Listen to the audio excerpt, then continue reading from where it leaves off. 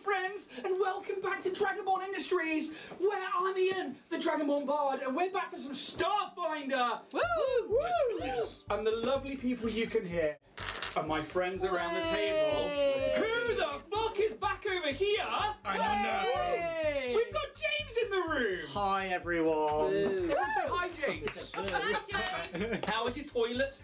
Free travel through space? It's great. Just don't look in the back bit. So for those of you who maybe are tuning in a few episodes in from the start, we lost James for a little while. Yes. But James is back. So we might see the return of Vorag, we might see the return of a new character. Who knows? The return of a new character, we might see the appearance of a new character. Who knows? I do. James knows. You guys don't. I think we Apart from know. Steph, who's probably I think we know. 100% just on the screen. Yeah, so Return of the King. Bye, Vorag. we will get to that in due time because I want to chat to you guys about something. That's not going to be food. No. You guys are sat there. Not interested. No. It's not food. It's not food. Because you sat there with your custard, your chocolate-covered custard creams, which we've covered before. Yeah. And I was like, I'll let you guys taste them first, and then I'll pass judgment afterwards. And that's what you're doing right now. Yeah. I want to talk about inappropriate memes Okay. because I was thinking about. So many. I think he spits cress out of his mouth. Oh my god! Press is one of the most half things to I'm an Christmas Just shit. had a biscuit. How the fuck have you ended up with Yeah, he crust? said. I'm eating an egg crust salmon. Oh. I've been watching a lot of reels recently, and I send them to a lot of people at like 1, 2 in the morning, namely Alex, and then Jack, and then sometimes James and Emily. And then Jack doesn't look at them, so you send them to me. The best one is Alex, because I send them to Alex, and then 2 days later I get the same one back. He doesn't look at them. The thing is, like, you send them in such streams, it's like, I don't know where I left off. And that's fine. It's just like, I think I like literally do them to the people I think are there. But recently I've been seeing ones which are like UFC fighters. And like, they're very popular. Remember, like, and last night one had me in tears, and it's inappropriate because somebody's getting hurt. Obviously they put themselves in that position. This guy gets kicked in the face, knocks him out, and his legs squat, and then somebody changed it to turn him into a frog, and he bounds off. And I was just fucking, I was gone. I was like properly crying. And it got me thinking about the kind of memes that we should and shouldn't be laughing at. And we've all done it, right? We've all, I can see Jack's face like, oh god, where is this going? But we've all done it where like somebody sent you a meme that you've gone, ugh, but you're also hissing yourself laughing at. And I'm not It's gonna usually say, you. or vice versa. There's people that literally 10 minutes ago were sending me reels that I also stream with, and I was just like, fucking hell, that's what I'm talking about today. Because do you guys filter out who you send memes to and like which ones go where? I send my mum what I send you. Or Jack. She has. My brother sent me like a few that are quite offensive. You know, like the daughter my mum wanted Yeah. versus the daughter my mum got, and I had to realise that I couldn't be offended because it was very true. But the daughter my mum wanted was Margot Robbie Barbie. And I can't even remember what she Mr. Bean dancing, you know, the Mr. Bombastic dance. That was it. Mr. Bean. That is. Yeah. So, I guess what I'm getting to is, who's the most racist now? We're not allowed to talk about that. No, we're not. But so I was howling at those ones last night, and there were a few that were completely inappropriate to certain audiences, and they were things like it was a UFC women's fight, and she gets kicked in the face, and as she goes down, somebody switched out for a mop and then had her mopping the floor. Yeah, and I was like, I shouldn't be laughing at this, yet here I am laughing at because it. it's funny. So I was like, what? Laughter works on offence. Yeah. So like, I mean, have you guys found things that you think you could probably talk about here, but you're like, oh, I don't know, what's the riskiest meme you think you're willing to drop right now? No, none of them. I'm not doing it on my first day back. Yeah, I'm out. See you later. This is a difficult conversation because our bar is very much higher than this bar. It's interesting, right? Because the things that we won't say because there are cameras here, compared to the things that somebody will send me, who literally was 10 minutes before chat, somebody else from there's no one around here. And it wasn't me. It was none of these guys, but I was like, fucking hell. Like, oh my god, it's like when the submarine went down and like those memes were going around and it was like I mean, that was fun though. yeah, but I mean, so this Titanic too. yeah, you shouldn't be laughing at it, but it's just like, oh, so it's like, yeah, I just like thought it was funny because it's one of those situations where you're like, oh god, I really can't say anything because I shouldn't be laughing at this. But damn. And yeah, I just thought it was a funny thing that just happened to me about 10 minutes ago. So What meme was it? Was it? No, it was. Show some of the ones that we created. But actually, that's something because we I quite ended up memeing each other, didn't we? For like, well, I say we, you guys weren't there, but we were out for all Tamsin's partners. Yeah, sorry. Birthday. No, you're fine. Don't say sorry to me. You're fine. What are you saying sorry for? I don't know. Are you okay? No. You're right. No. No, right. Let's kill my character. Let's go. But yeah, we had like all these pictures of us like half like blinking throughout the night. We memed up and was like was good. It was good. Rena Constantine when Calix said that they died from Blood blunt force force trauma and stuff like that. So feel free to make memes of us and send them out. Example, We make a lot I'm of about to faces. Send you one. Oh, show it. That that my friend just sent me, which I'm not sure is appropriate. I'll be the judge. There you go. I'll send it to you both. Same guy, for real. I'll just watch out. Right there. Oh, that guy. Okay, yeah. Oh dear. I'm trying to It's find- not that offensive, Memes. but I quite enjoy the precarious ladder memes. Yeah. And just seeing like how far the ladders go up before somebody falls. Yeah, and I think that's one of the things. As We well. had a heyday on Saturday with the, okay, let's go. Yeah, so I really like the like. Why you don't turn up to Phil's 5th birthday, and then it's like Phil's 5th birthday. Okay, let's go. Yeah. I really like the innocent memes like that. And actually, my wife, we were lying in bed watching memes as you do as a couple, and yeah, it was like it's little things like cats in cosplays Yeah. that set her off, or like just a dog prancing down the road. It's like the most innocent of shit, and she's gone for like 10 minutes. Whereas I'm like the most horrific shit you've seen, where it's like the Harlem Shake and people are shitting on each other, and I'm like, ah! It's just like there is so many dark places to go on the internet that I just thought, you know, let's open up a door here and do that. But speaking of opening up a door, Steph, who's just back from Dimension 20. Who I think played tabletop as well. Oh, something like that. It was hard to tell. I Yeah. think we were doing it before them. Yeah, obviously, like trend setting. Yeah, so I got back this morning from the big city. And so this week's ad is inspired by my adventures in London Town. Extra reads all about it. High quality 3D prints from Warrior Prince 3D. You there, sir? Have you heard the news? Me? No, sir. Oh, sir, let me tell you all about Warrior Prince 3D. You can find them at warriorprince3d.etsy.com or their Instagram handle at Warrior Prince 3D, and you can get such things as cosplay items, miniatures, terrain, anything your heart desires, sir, for 380 bits plus tax. All that can be yours and more. That's not actually true. You know, Rich does actually do, like, you know, modern currency. But, sir, if you are a follower of the Dragonborn Industry Starfinder podcast, Yeah, you cheers. can use the permanent code to the stars for 10% off your order. So, sir, will you give me a shilling for the good news? You'll get nothing like it. Oh, thank you, sir. Extra! True story, I saw that in the streets of London. Please, sir. Wow. Okay. I don't know where to go with that. So thanks, Steph, for that. And yeah, guys, go use that code to the stars on Warrior Prince 3D's Etsy's, or go through them at Warrior Prince 3D on Instagram. And speaking of buying stuff, we've got merch in the merch store, which is at www.dragonbornindustries.com, where you can get things like our Dynatech Industries mugs, this Node t-shirt, a hoodie that says Dragonborn Industries, all the merch you can think of. These socks, maybe? No. Ian's OnlyFans. That's on a different James website. We're nailed it. Nope. www.ianandjamespeggingEachother.com. Island.com.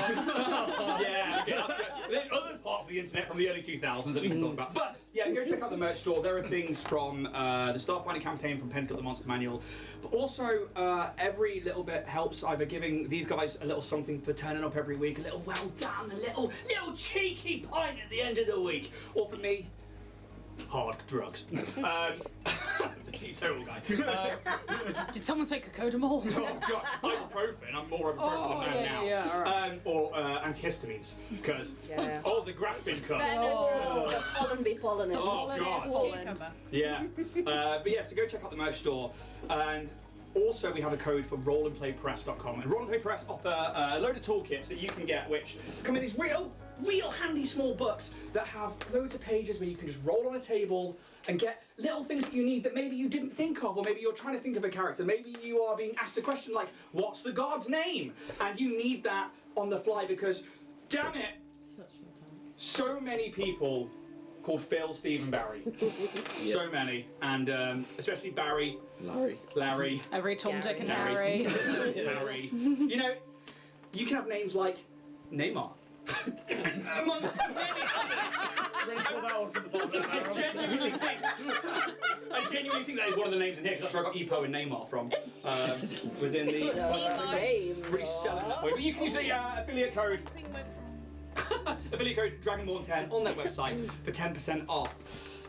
But apart from that, are you guys ready to... Rumble? Yeah. Woo! Yeah. No. Let's get ready to rumble! Well, let's roll. Down the credits. steps.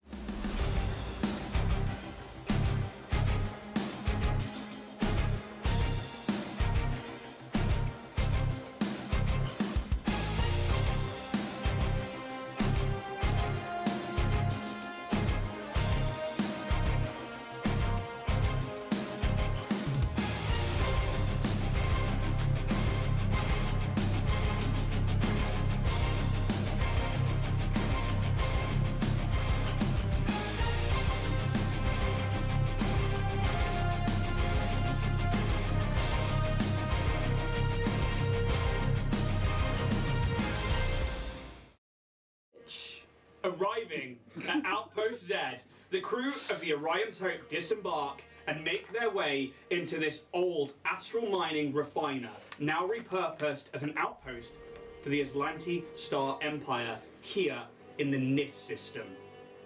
Before the crew can even get a chance to look around and investigate, their alien presence is noticed by a group of local ruffians, and they are mugged, essentially, or they attempt to mug the crew in an attempt to show force, maybe.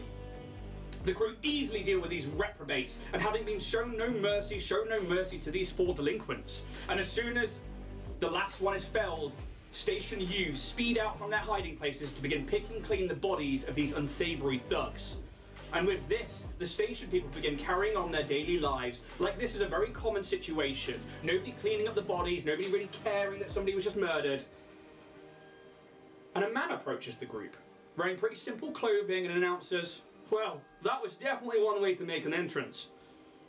And that is where we jump into today's session. These 4 dead muggers lie in various states on the floor, some in pieces, some filled with laser blast holes, youth scrambling through their pockets and gear, and the remains as quick as they can, and then they are out again, running away. And I hand over to you, the players. You say that the youths were scavenging the bodies that were just... Yeah, like young teenagers and like of different races that you may or may not know. And it's like almost like street urchins in a way. You know, you don't know if they're part of a gang, you don't know if they're part of a racketeering group, you don't know if they're just orphans or just people who are just looking to get by. Certainly really young, but they just, as soon as people go down... They're not even waiting for us to go. No, they are just fucking running in and just starting to try and go through pockets and start trying... They're not even going for weapons, they're just going through pockets. And you see people like trying to take cred sticks away and stuff like that. If they're not going for weapons, I'd like to go for the staff that one of them always had. Yeah. So they all carry a. It is called a lesser shadow staff, I believe it is. I'll have to double check that, but it's a lesser shadow staff. There's 4 of them. I'm gonna body the youth. Yes, if you want to, you maybe like grab hold of like one of the younger ones as they're like trying to like rifle some thing out of the pockets of these guys. They're trying to like rip data pads off them and stuff. What would you like to do? I'm in need of a health potion, anyway, to regain stamina points or credit sticks. I did say at the end of last I was going to heal you as well. Oh, good. I need thank. So you're going to spend 10 minutes doing that. Yep. But I'll get stuff first. in this moment, give me an intimidation check. Hopefully, she got. Can I help out? I think Kaz... What do you want to do to help out? Kaz has probably still got his sword out. And he'll just sort of go, hey, finders keepers. Half for you, half for us. But Kaz is not intimidating. Hey, he's trying. So you can aid in the check. Yeah, so okay. you can roll a DC 10 intimidation check. puff out your cheeks, Kaz. It'll help. There you go. Gonna help Kaz. Helping. If you've got intimidation as a skill, you can also aid Skelkin as well. Cool. I'm gonna prep particularly Kaz on that. Come on, you can do it, boy. I've already rolled. Do you pass the 10? I did. Yeah. Intimidation. It's very low, but my intimidation's very high. Where's that gone? I've got 19. 19. Then you're gonna get a plus. That'll be the one. 15. So you're going to get another +2 to this, so that's a 21, which takes you past a DC threshold of 20 for something that is, there are set DCs for how much you're going to get out of this. And one of them, as you go to say that, is like, "Fuck off, Grandpa!" And then you step up and you're behind them, and they go to turn and they like bounce into you, and then you're there as well, and you just got them by the back, like, "Sorry," and they just drop 2 cred sticks in their hands, and maybe like a small pouch of like half-eaten rations, like some jerky of some kind that was in the pot as well. Take the jerky. Thank you. Oh, it's yours! It's yours! It's yours! Maybe they're like they're a halfling, but they look a bit odd. They've got like scales on their cheekbones, and they have 2 tentacles. You think it's a goatee at first, and they're older, but it's actually a child, and there are these like little octopus-like tentacles that are writhing around. It's like, "Oh, I'm sorry, they're all yours, it's all yours. Can And the I rest of the skull. see how much there are on the cred sticks, like in an instant kind of thing, like data pad? Yeah, you can press a button, you can check it out. Can I It's see how about much there is? 250 credits total. Can I leave like 20 credits on one? Yeah. And then give it to No, you don't get to take over what I'm doing. I'm looking for credit sticks. Okay. You helped me. Wait, if you, intimidate them. I'm Fair in the enough. process of doing it. Yeah, he's like, "Fuck off, Grandpa," and then he's like, "I'll drop anything to you." There is about 250 on those cred sticks. Yeah, I'm gonna take them. Yeah. I nearly died. And you just like let him go, Oh, the kid? Yeah, Yeah. I'm not gonna bully him any further. and he just like I he might hits the give- ground. I might give him a packet of my rations as compensation for me being a bitch, but I'm feeling angry. I want the money. I want some potions. I think before you can even give him any rations, runs away? he scampers as far. Unless anybody's Right. stopping him, he just like. I'm not gonna stop skitters the poor away. guy. But you can have 250 credits to your Can I character stop sheet. him with the scruff of his neck? Same one, yeah. Yeah. Give me an Forcefully athletics this check child. just to straight up. 18. Yeah, easily. I'm gonna You, like- turn into Skalk and just be like, "You take the nice lady's rations." I mean, okay. Thank you kindly, man. Mark a ration. How many of them are there? Because I probably Probably only this one that's left. The rest of them have all been like rifling through pockets. They're in and out like that. They are quick. They are used But to like, this. assuming they're a group, right? So like, if there were 5 of them, I would give him 5. Like, I Cool. have enough. Yeah. I don't want to be a complete cunt, but Russians do not cost 250. Yeah. He's like, doesn't really say much. He's just like He trying doesn't to need to say anything. let go. He's trying to get out of Rusa's grip. I mean, I'll make a check, but no. Can I like how does he do it? Like ask him what the deal is with this place, but be like, like who's the boss around here or whatever. Who you working for or? Give me a persuasion check, or you can intimidate. I'll do intimidate. Oh, not 20 for a 27. Natural 20. Start the night. See, that's how you do it, Kaz. Look, I'm learning and trying. Okay. Do you do anything in particular to Maybe I take a knee Yeah. and I'm just like, look, we're you probably haven't seen us before. We're new to here. What do we need to know to get by? So you're intimidating by asking politely. When you say take a knee, Yeah. but you puff out your cheeks, right? At least. Got his attention. He. Just need to get a piece of information. I can't understand. Maybe it's Fucking being overly nice in such Yeah. a way that it comes across in Little a kid. Yeah, it's like, what do you want? We don't want no trouble Yeah, around here. nobody's that nice. Yeah. Right, apparently I have no rations, but I know that's not true. They're on the ship. 30,000. If they're on the ship, then you would have to go back to get them. But I don't recall putting them on the ship. pretty sure you stocked the ship rather than putting them on your character sheet. Yeah. I bought them for myself, personally. If they're not on your character sheet, I'm going to say that you don't have them. Don't worry about those rations. I will say they're happily on the ship. There is jerky on the floor. Hey.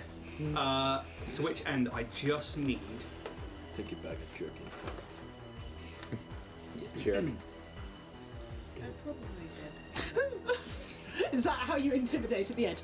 You jerk. Why on earth would I need it on my person instead of on the ship? I don't know, use your brain. It's alright, all my salads are on the ship. Yeah, along with all my food as well, because I've lost my brain through my nostril. Very specific. Mummification. Which nostril? You know, have you not seen the Joker film? I have lost my one piece of Dark information. Knight, sorry, needed. not the Joker. I 2 can't seconds, bother to guys. read my notes, so I'm going to say they're on the ship. Youth gets no rations.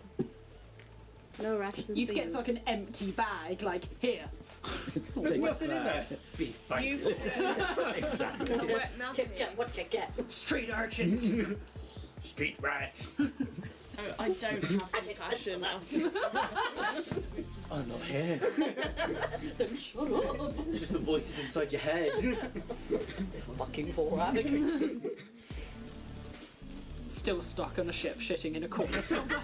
Essentially, what they will say is, funny, it's under Islamic rule. It's just an old mining station. The fucking, and he would give you a name, and I'm going to find that for you afterwards. And he says, she doesn't even stay here. She Doesn't even go here. Yeah, and like he basically would go and say like she doesn't care about us. We're just nothing on the edge of space. I'll be like, all right, kid. Well, Just just trying to get by. Just be off now, yeah. fucking. And he just you let go. He runs, but you get this human male comes up to you, Bo. He's got shaven sides of the head. It's like a short white mohawk. He's wearing a red jacket with this like light. Well, it's like a dark blue shirt with these little panels of slightly lighter blue armour. He's wearing like cargo trousers and he's got 2 pistols at either side. And he's just smiling. It's like, it gets you a bit rough around these parts, but I completely forgot he was there. I was just asking. Yeah. he was just watching and just happily smiling. He's like, I trust that the shipment's come in time and we can get the repairs to the other vessels done, right, guys? Yes. Oh, is it Completely. Yep, absolutely. Everything is. I'm gonna pull out my briefcase and like some papers. Yep, everything's up to code. Definitely. Yep, all ready to go. Well, if you want to follow me then, I'll take you to the workshop and we'll see if you've got the right components that we need. Cool. Holding all these sticks. So, if you are searching the body, Yeah, by the way, basically. there are 4 lesser shadow In the mouth. They actually have a name. I think it is Shadow Spear. Shadow Yeah. Spear. Yeah, Shadow Spear. Lesser. And then, Bulk is I an will issue, acquire so I'm those. not going to take any of the weapons. cool. Who's carrying the 4 of those?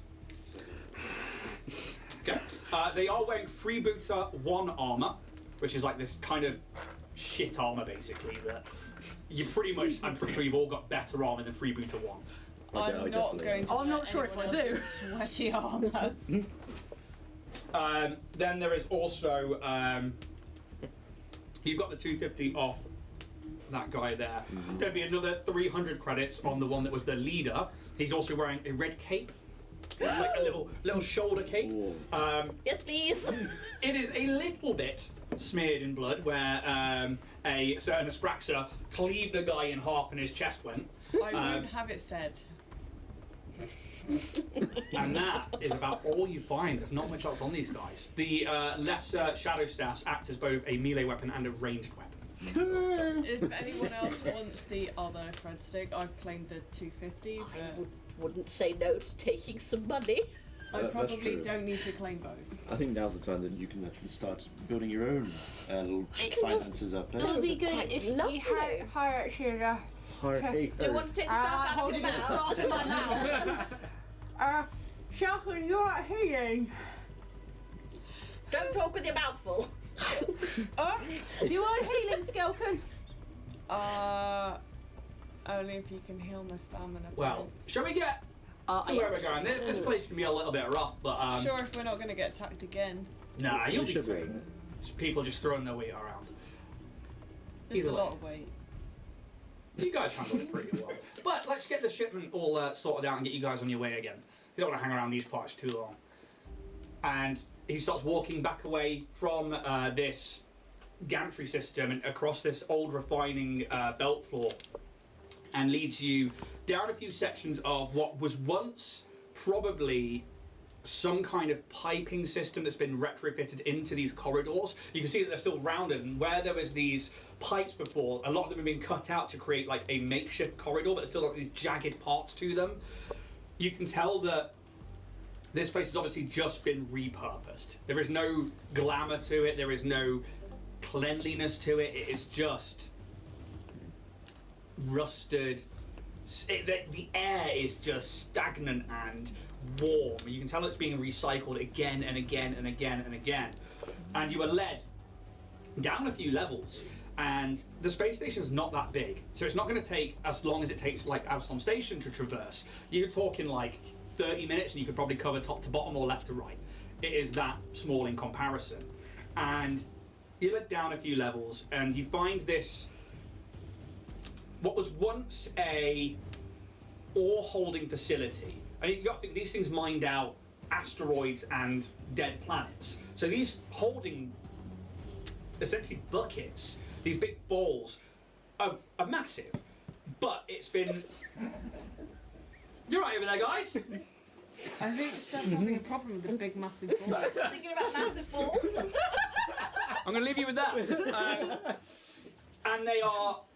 We are but children. And we're going to try and carry on without the childish massive balls. Yes, Steph. And No regrets. Right. No regrets.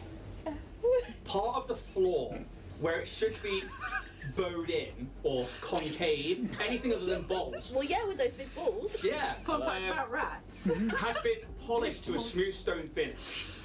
And then they built extra buildings around them. You've almost found like a town market area or centre or a communal area that people tend to come to. And this is the most civilized bit you've found. And even on the way through, it just seems like there's like homeless people, kids, and people live in like the alcoves of the walls if they don't have one of these places to live in. And it's just quite a poor, impoverished area. As you reach this particular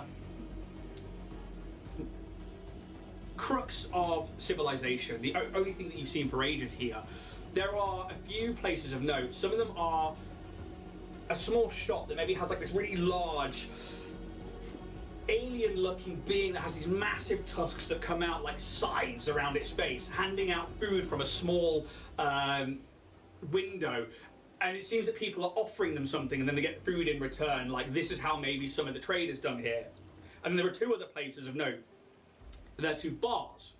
One of them is very busy, and it has a picture of a green oval with a red gemstone in the middle of it. And then it's got a holographic word that says Clockworks that circles it like the rings on a planet. You see many different people entering and leaving this establishment with metal cylinders like vials that steam, with some kind of beverage that they knock back and they stumble around. And this person with you is like, that there is Clockworks. It's an Aslanti bar. It's not the accent I was going for. I was going to say it was Scottish. It was. He is supposed to be Scottish.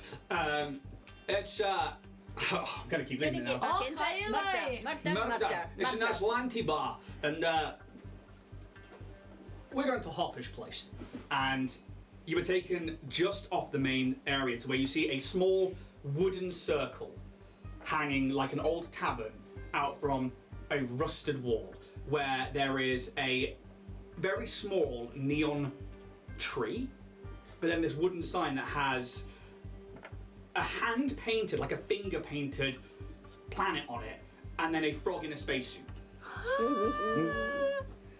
And that's all it is. And it's just a tiny little door, and there's like steam or something coming out from underneath it, and this human just presses the door, slides open, and just mist exits from it, and he just walks straight on in. All right, I'll go in. Is it like sort of like sauna steam? Yes. Yeah. It's warm. Very, very warm. Mind your paws. Feel myself opening up already. TV's not phone the place to immediately learn gets that. matted. Oh, I can imagine actually instead of batting, it's like. Yeah. Just really curly. Humidity. My hair, no. So if you all follow inside, the lighting changes from this very yellow and flickering broken lights outside to a more natural feel. There's more of an underlighting to this particular place, and you step in and it's almost like you're stepping into a forest or a jungle of some kind. There are actual trees in here that seem to like crawl up the walls. There is a heavy, dense, wet fog that just lies everywhere, and you can only just see above it, those of you who are about 3 foot and over. Anybody less than that, you are going to be sort of in there. The canopy just covers everything. There is no light from above, and there are just lights somewhere in the mist at the floor that seem to then shine through the fog. You know when like you shine your lights in fog and it just goes everywhere? It's like that, so you can't really see through it, but you can. And this human like parts the fog as he moves forward through it, and then happens to come across this large tree trunk that's lying on its side, and then has the top of it now planed flat. Behind him, or behind that, is almost like a weave of branches that's been turned into like a makeshift shelf where there are bottles of different coloured liquids all over the place, and it's less organised. It's like one's up here, one's down here, and it's just this very natural looking environment. The humidity in here is unreal. It is almost hard to breathe. But he strides through and he pulls up a short toadstool and sits on it and just taps at the bar. This place is amazing. What is this place? I've never seen anything like it before. This is Hopper's place. This is a little taste of Koshoria here on Outpost there, the shithole in the middle of nowhere. Do I? You go. What's the temperature like? What? No, like on Koshoria, if he said it's... This is only a little piece of Koshoria. So, we're being sent to our deaths? No. Oh no. It's not unbearable, but it is. Is Calyx loving it? Is it like the tropical I mean, biome at Eden? Fuck me. Yes, We're gonna but Even if I'm sweating, I am still so excited you by know- all plant life. yeah, and you know for a fact that Cassiopeia, where you're from, it isn't this humid or climate, but there's some of the jungles where some other creatures live. It is this warm. And, like any Why ecosystem. did I think it would just be the same And- temperature? Do I recognise any of the plants? And if I do, are any of them edible? So, give me a survival check. I will just be trying to survive, not dying. No surviving. It's gonna be hard boiled. Your hard-boiled egg and my leather suit. Right. Not this bit, and I think that's fair enough. I don't think you would have left the town area really that I'm much. going to lick at least one of the plants. Yeah, they're real. I want to like it. And they are really nice. And this human's just sat at the bar, and yeah, I mean, do you guys join them? Do you wander around? You can't really see how big the room is either. It's almost like you would have to wander off into the fog to explore, but it doesn't seem like it'd be that big from the outside. If I haven't lost the guide, I shall follow him. Yeah. Yeah. Hop up on a toadstool if there's one going. Yeah. I'm already going to stick to my suit. I don't think I can stick to a chair doubly. With that, as you get to the bar, there is a helmet, which is this metallic. It's almost like a motorbike helmet or like a vehicle helmet, but then it's got this open area here where there's this like large piece of glass in a T-shape, but quite wide, and it's almost like glowing green. And there is a large sword there as well, much bigger than yours, Kaz. And he. This is the wig. Not as big as Roos's, though. No, it's not. It's genuinely not. Massive. Biggest one, smaller than Bruce's. And he's just like, oh, I thought I asked you to hide these, Hopper. And you see her. fuck's sake, Hopper. Give me a perception check. Oh, that's a natural one. Yeah, so is mine. Woo! For an Some 8. numbers. 13. 10. 26. Whoa! What you got, Skelkin? 26. 26. No, So, that's not maths. 17 plus what? That's number one. That's not maths. 17 plus what? 9. 17 plus 9 is 26. Yeah, I'm maths. So, the rest of you are just taken in by this environment. And for you, I think it's because it's a taste of home and plants. And they are edible. And you can... Oh, I am munching then. They're not as good as the ones from home. And you imagine that's because they are on this station. And having been grown in a non-natural environment. However, it's almost like a little piece of home has been terraformed here on the station. For you two, Kaz and Skelkin, you hear this, and you look up, and on the roof, under one of the canopies, is an oddity. They're only about 2 foot tall, and you see them because you can see the hands first, and they're these bright green and blue frog hands. And the head is looking towards you, but the head doesn't look like a frog because it's in a spacesuit. And But the hands are not. the hands are not, but the rest of it is. And it just twists in an unnatural way and then just like leaps down to where the bar is. And you see, stood before you, this Ripley.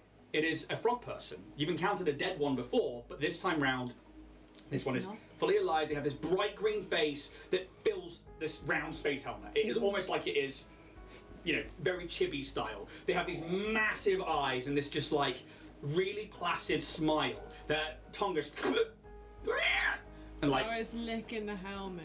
it does its own eye. The helmet is actually open. Oh. It's just in a spacesuit with no gloves and no front to it.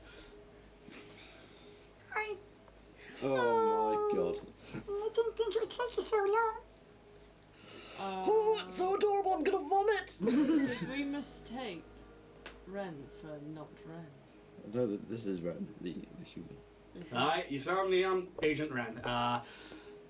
Sorry about that outside. That was, unfortunately, just some of the local fucknuts just throwing their weight around. They saw somebody new and thought they'd take advantage. But you guys seem pretty fucking capable, if you don't mind me saying.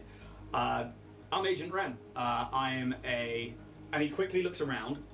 I'm a Starfinder, a member of the Data Files, and Historia 7 and Chiskis have let me know that I'm to assist you in an upcoming mission. Have you got the goods? By goods, I assume you mean some of the things that are miles and miles and miles away from where you started, Yep. and you beat everything to. Yep, those. Yeah, nothing like thinking ahead. But if you had to leave in a rush, as I believe you did, then, you know, unfortunately that's the way things go. What we do have is intel, and we have a place for you to hide, should you need to, with Hopper's place here. This is Hopper, and this little frog just like waves his hand, and he's smaller than the log, like just literally. And Hi, Hopper. I, Drink or anything? Love one, darling. That'd be fabulous. Thank you. Tom goes up and like grabs the bottle and like brings it back in. A bottle of what? It's If pink. it's water, not having it. It's not water. And he just like shakily hands, takes out a little shot glass and But it's also not black and moving. it's not, it's bright pink and I'll it take almost that gives off a away. mist. It's very silky and it's very pleasant, and he just starts putting shot glasses up there and then handing it over. It's very mild. It's almost like a fruit extract, but you can tell it's been fermented slightly. This is probably some kind of jungle fruit, but you're not sure because it's not something you would have ever experienced before. It's not going to be massively alcoholic, but it's very refreshing. Ooh, like a gin liqueur. Yeah, something like that. And yeah, so if I'm to get this right, you guys have come here running from Dynatech Industries, but also to find out what's happening with the Deshmar silk farms. That's correct. Yes. Where do you want to begin? I want to know how. This is saying in between like celery crunches, by the way. I'm so hungry. I'd like to know like how to free them and how to stop this from happening again. Well, from what we can gather between the agents that we've got here, is that the trade that's in place is a legal one. It is one that Dynatech offer protection from the local elements, and then your people offer silk in return. The Dynatech ships come back up from the planet with silk and then ship them back off to Absalom Station. Now, obviously, Chiskis and Historic 7 have let me in on some of the things that you have discovered, and that's kind of what we're here to investigate is, well, how legit that really is. We have an agent down on a reconnaissance mission at the moment. We are going to hopefully meet with him, and we will hopefully get to the bottom of this. But we're here to help you, Keelix. Like, on paper it might sound okay, but what we saw was not that. Exactly, and that's kind of what we want to find out, because on paper everything looks grand, but if we can prove that something wrong is going on here, and something that the Aslanti Star Empire in particularly would not enjoy, that's a problem for the Pact, which in the grand scheme of things means a problem for the universe. So what we need to do is go down there and collect some hard evidence, and hopefully help save your people. I don't want my people to be enslaved like this, but I want to make sure that this doesn't. It's completely gone, and that this doesn't happen. Like, fine if we get the pact and everything, but I don't know. The Aslanti system's never really bothered much with us, but I don't want this to happen to us. Aye, that's very true. Even the Aslanti who's supposed to be in charge of this place is null and void. She sees it as more of an insult to be posted here, so she's rarely here. And it kind of allows me to operate a bit more freely. Nobody here knows that I'm a Starfinder. I intend to keep it that way. I work for a mechanic who's on side here, and I am what you would call an undercover agent. Shit. Very sorry, Skullcan's gonna go piss in a bush. There's actually a toilet down there. Alright. Is there a way that we can get onto Koshoria without drawing attention? I mean, Dynatech is kind of aware of who we are, and they know what we look like and stuff, and we're not the most non-conspicuous crew. That is very true. However, the good thing for you is that Koshoria is a very, very long way away from home, and you seem to have beaten all of the information here, which is a good start. Not only that, is going onto the planet is not illegal. You are allowed to step foot down there, and it doesn't mean you have to head straight to the colony. The actual plan of attack that I had was to drop you off. Well, actually, I was going to come with you, but to take you to our informant on the ground, our reconnaissance agent, and then we will essentially let you go in on foot and proceed as you will. As far as I'm aware, Dynatech have pulled a lot of their defense teams back. I believe you might have something to do with this, but a small contingency has remained in place to defend each of the 4 settlements. But you would have to talk to the agent on the ground to know more about it. Well, it sounds like we're in a very good position to start investigating. I agree. I would say that you have changed the transponder logs on your ship, so it shouldn't be too much of a problem. And in all fairness, we'll be landing the ship a couple of miles away and then trekking on foot from there. But apart from that, welcome to the arse end of fucking nowhere. It's lovely. It's been a lovely welcome. The place is a shithole. Koshoria is quite nice, but I quite like this star station, actually. Really? We got mugged. The second we walked on it. I know, but it makes it exciting, don't you think? I suppose. You've changed it, you. Well, I don't know. It's impressive to see people try and survive and life even in a place like this. Even when it involves ultra-violence? People are just trying to live, aren't they? And it's still surviving. They got a funny way about it. Well, Kalix is not wrong realistically. Whereas this system is only really known for a few different things. So Koshoria is left quite well alone because they're Decimal are nothing really more than a curiosity to the Aslanti Star Empire. They're just seen as a, no offense to you personally, but a lesser people who haven't found technology. I'm sorry, what? Well, the Aslanti Star Empire find you more of a curiosity than anything else. Really? Yes, otherwise they would have colonized your planet and taken all of your resources. Huh. They think we're less. Like, No, they just think you're not quite. The trouble with the Aslanti is, Kalix, is that they are. so short. No, it's because they are very arrogant. They come from Galarion, which is a really old planet that's gone missing. They are one of the oldest human civilizations to have ever existed. My grandmother is 10 years old. She's old. Yeah, for a Decimal, that's all. That's very old. However, these humans are thousands of fucking years old, Kalix. They're They must be really wrinkly. generations, but they believe everybody else to be. Really wrinkly. They believe everybody else to be beneath them, so they may as well either enslave them or watch them. That's a lot of arrogance for someone that lost their planet. Well, they didn't. Their story is that they were the first seeders of Galarion, and they left it through Eodara, which are elven gates, and they resettled outside of there. To which then they left Galarion to the Lessers because it wasn't worth it for them anymore. Sound like absolute asswipes. They fucking are, and that's why we're not going to Clockworks, because that's the fucking hive of the shite. Good way of putting it. Yeah. Yeah, it's fucking bullshit. But realistically, Kalix, is they think they're greater than you, and they think they know more than you. Therefore, they're not bothered by you. However, there's a few other places in this system that they are interested in. Outpost Gulta is a prison moon. I think I have seen that one at night. Potentially, Heard it's about it, but I don't know. not over anything. Koshoria, it's over Otfor, but I can see it. and there's another one that was mined out completely by this unit, and he points to like the room around. Otherwise, the Aslanti don't actually control that many systems. They're just very hostile to anybody who comes in.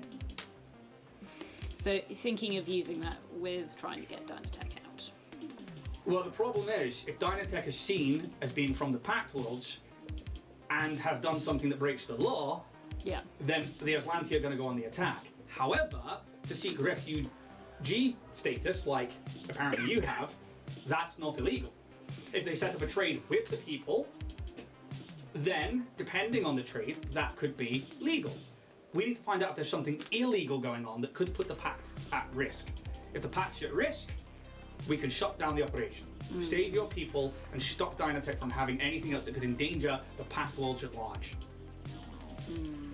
We gotta see what's down there. I couldn't agree with you more. That is all we can do. As for getting down, we've got a couple of hours until we can take your ship. Otherwise, now's as good a time as any to get some rest in. Get a few drinks, and we leave whenever you're ready. Alright. Is there anything that you want to know? What's your favourite colour? Red. Wonderful, thank you. Why red? I just kind of like it. Ah, fair. I think it goes with my eyes quite well. And he's got these like bright green eyes. I concur. How about you guys got a favourite colour? Used to be red, actually. Oh no shit. But I'm branching out. I'm trying new things. So currently, TBD. Right. Could be my new name, TBD. TBD. Isn't that a drug? I thought Is it was a it? disease. No. What is TBD? Could be me, Roos. Could be me. Well, I'm going to leave you to your thoughts for a second. Hopper, I'm going to go out the back for a second. Can I munch more of the greenery? And Hopper's like, maybe like there's like a small insect that like comes by. I say small, it's probably like the size of like a thing. Takes it in. Should we get some rest then? You probably need some then, Skalkin. I think I need more than rest. I was going to heal you. Now is the time. And I believe I took the feat, which can mean However long that you want. I can actually heal through from health over to stamina. Ooh. I don't know what that means. Usually you either heal health or stamina, but I took the healing feat so that it goes through from health through to stamina. If you max out on health, it then goes into stamina. Usually you can't heal stamina with magic or healing potions. It's literally just hit points normally, and then you have to take a rest to get stamina back. That's sad, and you can't take all your stamina from one long rest. No, but what Tamsin's got allows you to go up your HP and then up your stamina. Okay. So roll a d8. I'll let you roll a d8. Ooh. Or knock it on the floor. Oh, knock it on the floor! You can use that if you want. It's AD8. AD8 plus 3. Is it? It's not a baby rattle. Baby's first No, serum. we're not having that. Now, Have the light one. now. Come on. It was 1. There you go, it's 1. Plus 3. Really sorry, Naga. You've got to go to the That's list. fine. You don't need to announce it. You can quite literally just go to the toilet like a big boy. Have 4, and then seeing that it doesn't heal you that much, I'll use my feat for the day and give you another 5 hit points on top of that. But my hit points are full. Okay, now goes into your stamina. So it is still 5. Yeah. Yes. Okay. Thanks. Here we go. Go. I don't know how Scalcon would show I think gratitude, knowing but that it you wouldn't don't be like being mushy. touched, I'm keeping you at a distance, and I'm sort of like I wouldn't do silk a knitting. boy nod, but it would have to be something. What's a boy nod? Ah. You know, the universal. Yep. Yep. There would be acknowledgement that wasn't affectionate. I'll accept that. There's just in the side like a leaf being consumed. It's just like you have no idea how hungry Calyx is. Later on, I'll make some special dish, but it won't be like. How are you guys looking for hit points and stamina points, by the way? I've got 1 stamina point left. If you guys want to spend 10 minutes and spend resolve, you can heal up your stamina points. probably will. Or you can take the 8 hours here. It's up to you how quick you want to set off. I mean, a long rest would be preferable for me. It would be preferable for me as well because I'm out of spells. Why don't you go sort out the bad guys? We'll sleep, and you. There's can no come bad back. guys around here. Okay. Otherwise I Tell would. that to Dumb and Dumber, Dumb and Dumber. big lads with the staffs. Oh, damn. Yeah, they're gone now. Yeah, I know. Look, You we said weren't- there's no bad guys. I said tell that. Never mind. We're gonna take a cheeky little roasty rest. I'd like a long rest if that's alright. We can set you up some canopy beds so we can just you can take the loads. It doesn't really matter which way you go, but any friend of Wren's is a friend of mine. I don't understand anything. You're a gentleman and a scholar. And you are covered in fur. I am, and I'm nice and soggy. It's the one time I'm not dry. Just dripping. And you see, like, above, there are, like, hammocks. I'd love a canopy bed. And you guys, if you want to take 8 hours, you can take a long rest, you can click that button. Wrenn would be in and out at different parts. He doesn't seem to carry his weapons on him. He leaves them at the bar with his helmet. But he'll leave with like an array of tools for like 6 hours, and then he'll come back and he'll be covered in oil. Throw some creds on the bar, just gives them over to Hopper, and then sits down, has a little nap and such. I think Kaz probably wouldn't take a rest because he doesn't need to. Is that right that you gain all of your stamina points Yeah. back? Oh, it is. Oh, okay. I was probably confused. Stamina heals all the way up when you take a rest. Okay. Hit points, you're going to get your level back. Yeah. I shouldn't have wasted your energy. So. They're going to get them. It's You alright. get spell slots. Most importantly, yeah, I need my spell slots back, I need to get which them is back why I anyway. need the long rest. I think also during this long rest, I'm going to take out at least 2 of the staffs and proper like anime kid like. Okay. Yeah. It's not graceful. It's terrible. It's awful to watch. She's beauty, she's grace. He is a he. So, who is actually taking those, by the way? Me. I thought you didn't want them. I want a rest. No, the shadow staffs. Oh no, fuck the staffs. Yeah, I want a rest. Well, they're called I mean, I shadow picked up staffs. all Lesser four. shadow I staff. picked up all four, but I'm happy to give them to other people if they want. I would, but I'm I literally feel like you're just a okay game of for freaking Kaplunk right now where you got, I did that. Right. Is that just going to be in weapons? Yes, it'll be in advanced melee. I believe they are. Did you go pee in the Is that all one No, word? it's totally. Lesser shadow staff. Decent No, human shadow being. staff is one word. Can I find it, cat? It could not be potentially in there. If not, I will find It them. is in Hephaestus, I found. you. Shadow staff is one word. It's waiting out there for like 5 minutes. Hi. Hi. What So I miss? there's 4 of these shadow staffs. Who wants them? No. No. I might have one if I can find. The other powers You've got were one, haven't you? I've got all 4 at the moment, but I'm happy to give them to people. If there's one going spare, I can be a weapons tester of sorts. Unless it. I mean, I'm carrying a lot of weapons. Don't worry about it. You sure? I'll look at it and No. sniff it. I'll take one. Yeah. So if you want to make sure that you take. Does it do like Yeah. the good old staff weapon? So when you charge it up, which takes a swift action to go between melee to range, you then press a button and this like it ignites with like a shadow energy at either end, and then you can use it as a ranged weapon. Is it what's it called again? Lesser Shadow staff lesser, shadow staff. and the shadow staff is one whole word. TJ or THD? TTC? Let's stick with TJ TC? for now. We'll work it out. Do you want one of these? I'll try one, sure. Okay, catch. You're gonna make us roll for that, aren't you? Yeah. I want a strength, an athletics check from you, and I want a dex reflex saving throw from you. Athletics, that thing I'm really good Yeah. at. Where's this traitor of a dice? I'll probably be Athletics. eating my jerky. Oh, yes. No. My athletics is a negative, so You rolled a to I throw. rolled a 6 to throw. I got an 11. Ooh, what? Clumsy.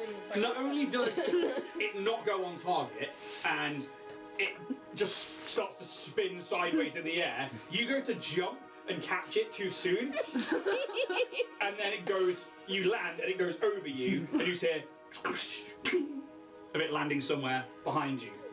Sorry! We can practice! I'm gonna scuttle Wait. and try and fight. It's not going to be too hard to find it in this room, but yeah, essentially, those of you who have the shadow staff lesser, add it to your sheet, please. Make sure that you take them off so that your bulk is changed, because they are quite heavy things. And with that, you can all take your 8 hours, click the long rest if you need it. But after that, I hand over to you guys, really. Wren's just like, anytime that you want to head off, just let me know. And then, unfortunately, we'll have to take your vessel down there as, well, I don't have one. Oh. How did you get here then? Oh, I came here via the Starfinder, Oh. but, They left you here. well, that's kind of my job. I'm an agent that keeps an eye on the Aslanti outpost here. Have we got anywhere to get breakfast, or we better get rations on their ship? Or salad? Probably just eat that shit.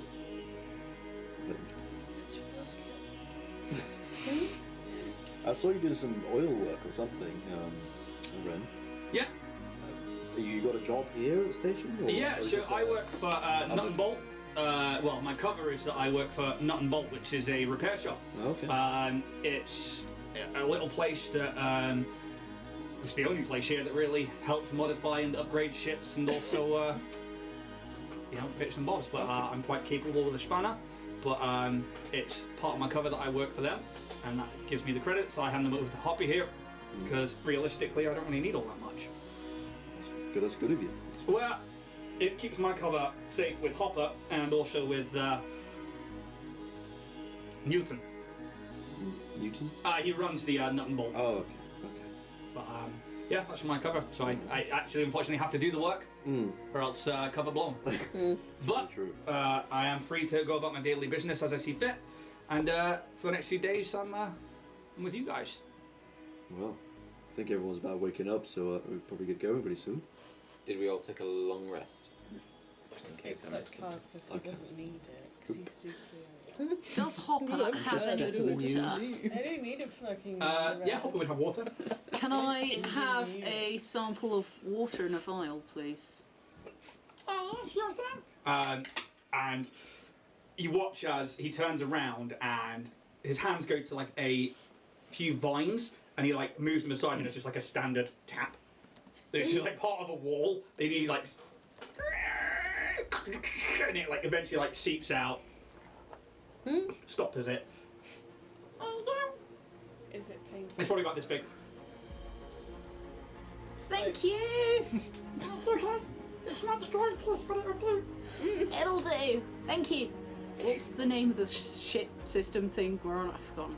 Outpost Z. Outpost Z. Well, shall we hop? Sorry, that was really offensive. I was going to say hop to it. Oh, yes, okay. My deepest apologies. No, it's absolutely fine. I don't take offense to that. Oh, well, thank you. You're a gentleman and a scholar. Okay. So bloody embarrassed. It's alright. Roost quietly like, it's okay, don't worry about it. No, not the eldest get up with the now cape that's been added. No, that's fine. Blood on it. No, it's the same hop to it. Okay. But with that, you guys are making your way back to Orion's Hope and disembarking from Outpost Z. Can I do something on the ship quickly? Yeah. So basically, I want to set up like a little armory because I've got a few weapons on me that I'm not using. I feel like it would You be want of to do benefit. a Skyrim and debulk. Yeah. Yeah. That is exactly what your ship was for, and there is actually Go on, a Lydia. small weapons locker in the crew quarters. Can I get rid of that off my? Yeah, so if you put them into Stash? into your stash rather than on your character sheet, it should take it off your book. Okay. Stash. I think I'm also going to put a few things in. Yeah. Yeah, I might remove Hold a my few. shit. Bear in mind, when you're off the ship, you cannot Yeah, just change out between the stash and your equipment. So good. So if you need to change things between them, now is the time. I might have 1 or 2 rations on my person, even though I haven't put it in a stash. Well, feel free to take them from the ship, because I think you've got the ship sheet, haven't you? It should be on there. Chip sheet. So in the stash, so is that on the ship now? If it's in the stash. So there's a core hammer, laser rifle, and a shadow staff. And that's what you're leaving on the ship, yeah? Yeah. Cool. As long as they're off your inventory and only in your stash. I think so. Okay, Alex, what's the name of your planet again? Has your book gone down because of that? No. No. Okay, Oh yes, it has. Yes, cool. Perfect. My initiative is -1 now. Am I still got a condition on me? Anyway, we can discuss. If you check your conditions, and if one of them's ticked, that's probably why. If you've still got fatigued on there. Yep. Then that's that's fine. But if you've got rations and I stuff, now think it it's got time. wiped off because it's. Well, I'm pretty sure Because that you I got can something see like. there's some stuff there, but it's got wiped. Trinket. I Yeah. bought 20, but we definitely ransacked more than that. Yeah, well, the ship was stopped as it was, and then I'm pretty sure you got like 20 or 30 I got that. sets got of that for rations my or something. Because cosplay. you actively went out and bought those. I'll have to go back and watch Yeah, episodes I to work it out. You I used a don't know lot what I getting did over with it, to be those. honest. Yeah, but if you want to say you've got 5 or so that you're taking with you, or whatever, that's fine. Yeah. Enough for the group. Yeah. So. Does anyone else want to wear this glove? The one with the little the orb in it. Yeah. Why? You tired of quickly? Do you know what? I think we'd tie my outfit together as a single glove. I've been holding this orb in my hand this entire time, so I mean, I miss dude. I'll hold on to him. I don't mind. We've had nice chats. there you go. What's the What's thing the again? glove of storing? It holds shit that. It holds a hides singular stuff. item. Oh, okay. Oh, a singular item. I think it might be up to a Doesn't bulk like or something. you need a glove to do that. Yeah, I take it It we disappears. It's like a bag of holding. Oh, okay. In a That's glove. cool. probably But a filled singular these item in of up on to the 2 book, I think it is. random orb, Mm. right? Cool. There's an entity in it. See. So who's got that now? Okay. You wearing it? Yeah. And have you switched that on your character sheet? I'm just putting that in now, and that's got the orb in it, hasn't It it? does indeed. What was the orb called? Guardian Orb and then parenthesis evil. That's the one. Would like that tracked where that is, Yeah. please. Done and done. Also, I am changing my names in my Ring of Whispers. to Kate, because it's proper, it can be people, places, or things. Yeah. Calyx, Decimar, Dynatech, Koshoria, and what was the name of the one who's vying for president of the Starfinders? Fuck. Fuck. Dumb fuck. Literally just had her name in my head. Yeah. Stephen. Head of my Stephen. All I wrote was this Xano. just proof. Xano. It is Yeah. in fact Xano. Those are my 5 that is currently in the Ring of Whispers. Cool. I'm gonna write those down. So, How close do you have to be? Like in the same star? It's like about 60 feet range, but it's just if we're going to be looking for things. Yeah, if anyone's saying shit about us, talking smack, I want to hear We it. can floor them. Yeah. Feed them a bit of jerky. so Calyx, Xano, Dynatech, Koshoria, and Xano. Calyx, Xano, Dynatech, Oh. Koshoria, Decimar. Decimar. Oh my god, I can't get these off my sheet. What? Sheet. No, Get off my carry sheet. on. So, I said silk, not sheep. you can begin putting your weapons away as you see fit on the ship. You can begin starting up the flight procedures, getting the thrusters going, getting clearance to disembark and disengage the docks from the overhead hatch that's above the crew quarters. You bring Wrenn into the ship. So yeah, that's a nice vessel, this one here. Where would you like me? I'm pretty adept at most things to do with starships, but it's up to you where you would like me to be. We could do with another gunner. How long is it going to take? Like 2 seconds?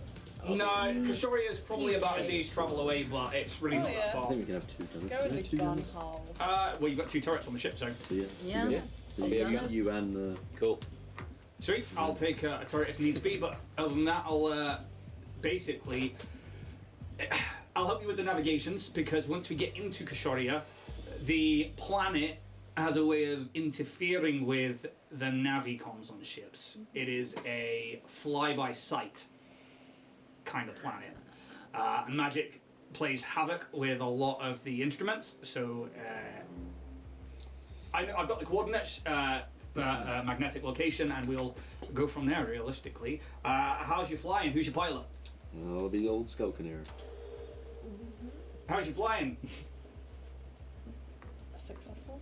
That's all I need to know. We're still alive. Hey, well, it shouldn't be too much of a hard journey, but We've got an AI as well to help us.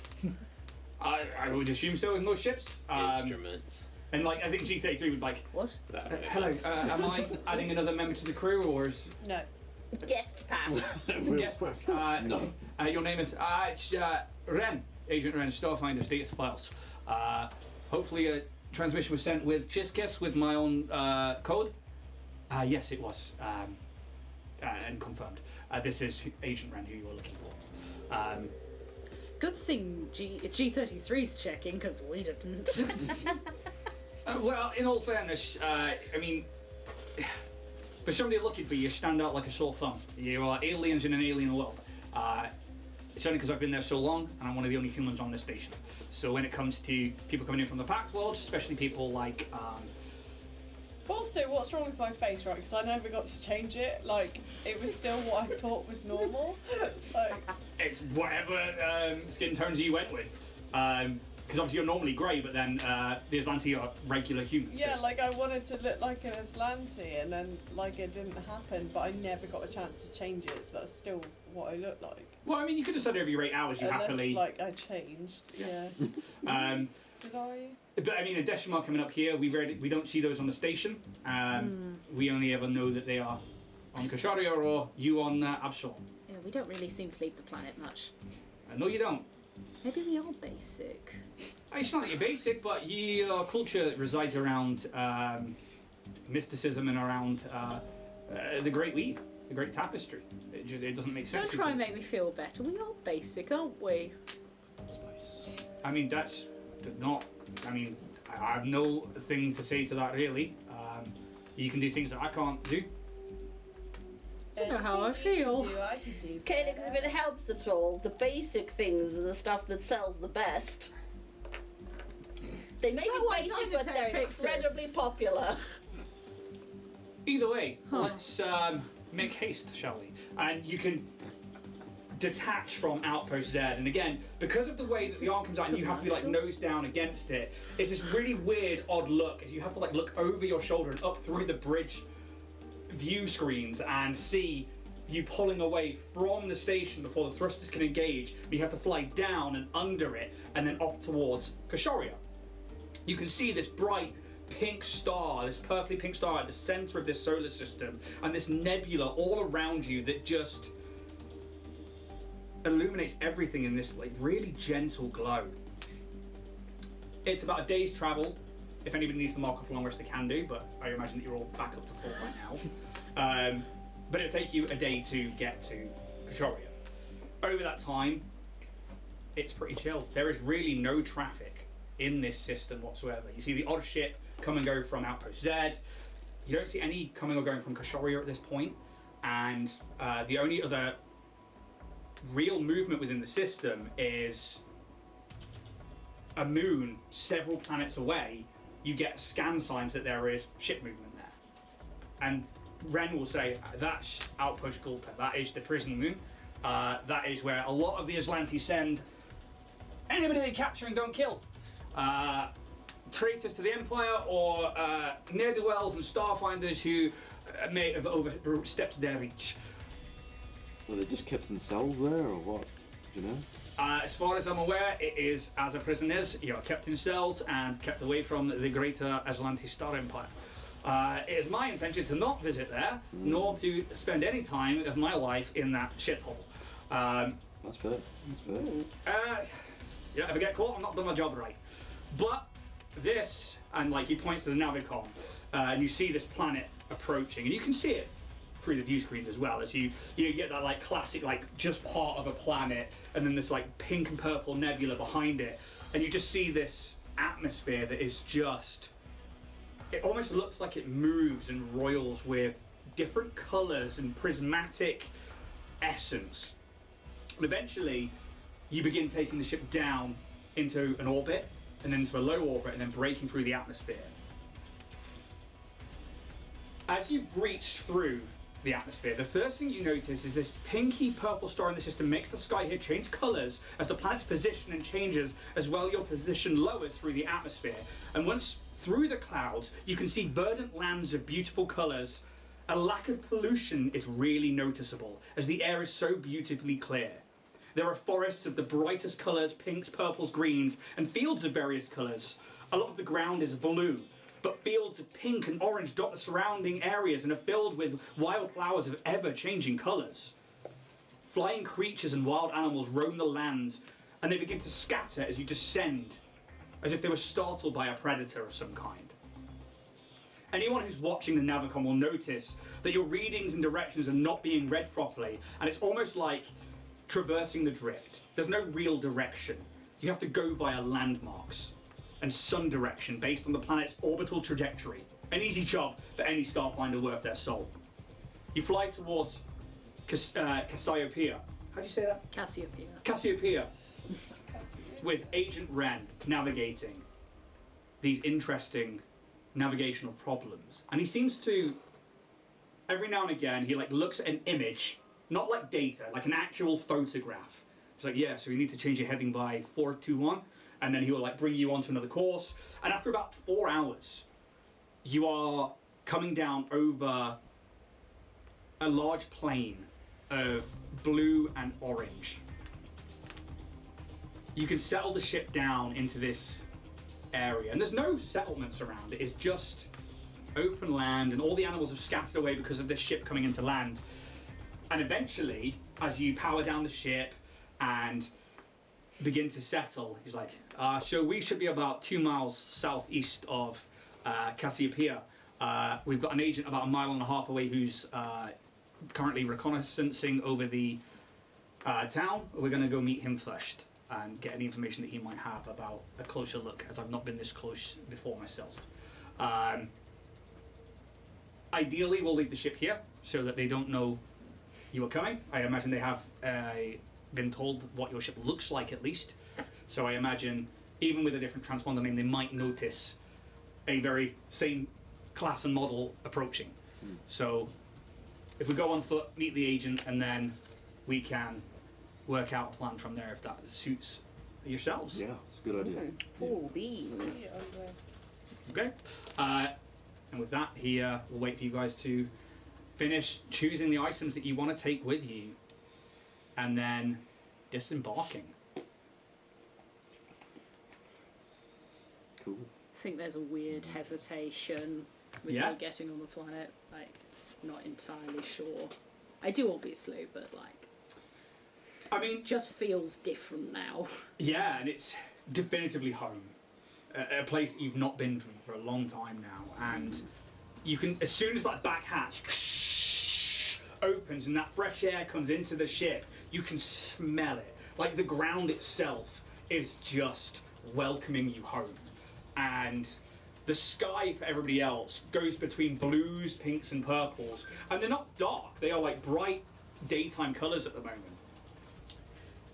Wrenn will step out of the ship and onto this like blue ground with this orange wheatgrass that seems to just flutter in the breeze and move about gently. It's probably about up to his knees. You watch as he's putting like the 2 pistols into his holsters. He puts that big sword onto his back, and he's holding his metallic helmet underneath his arm. Looks a lot nicer down here than up there. It's beautiful. Aye. It's a really nice planet.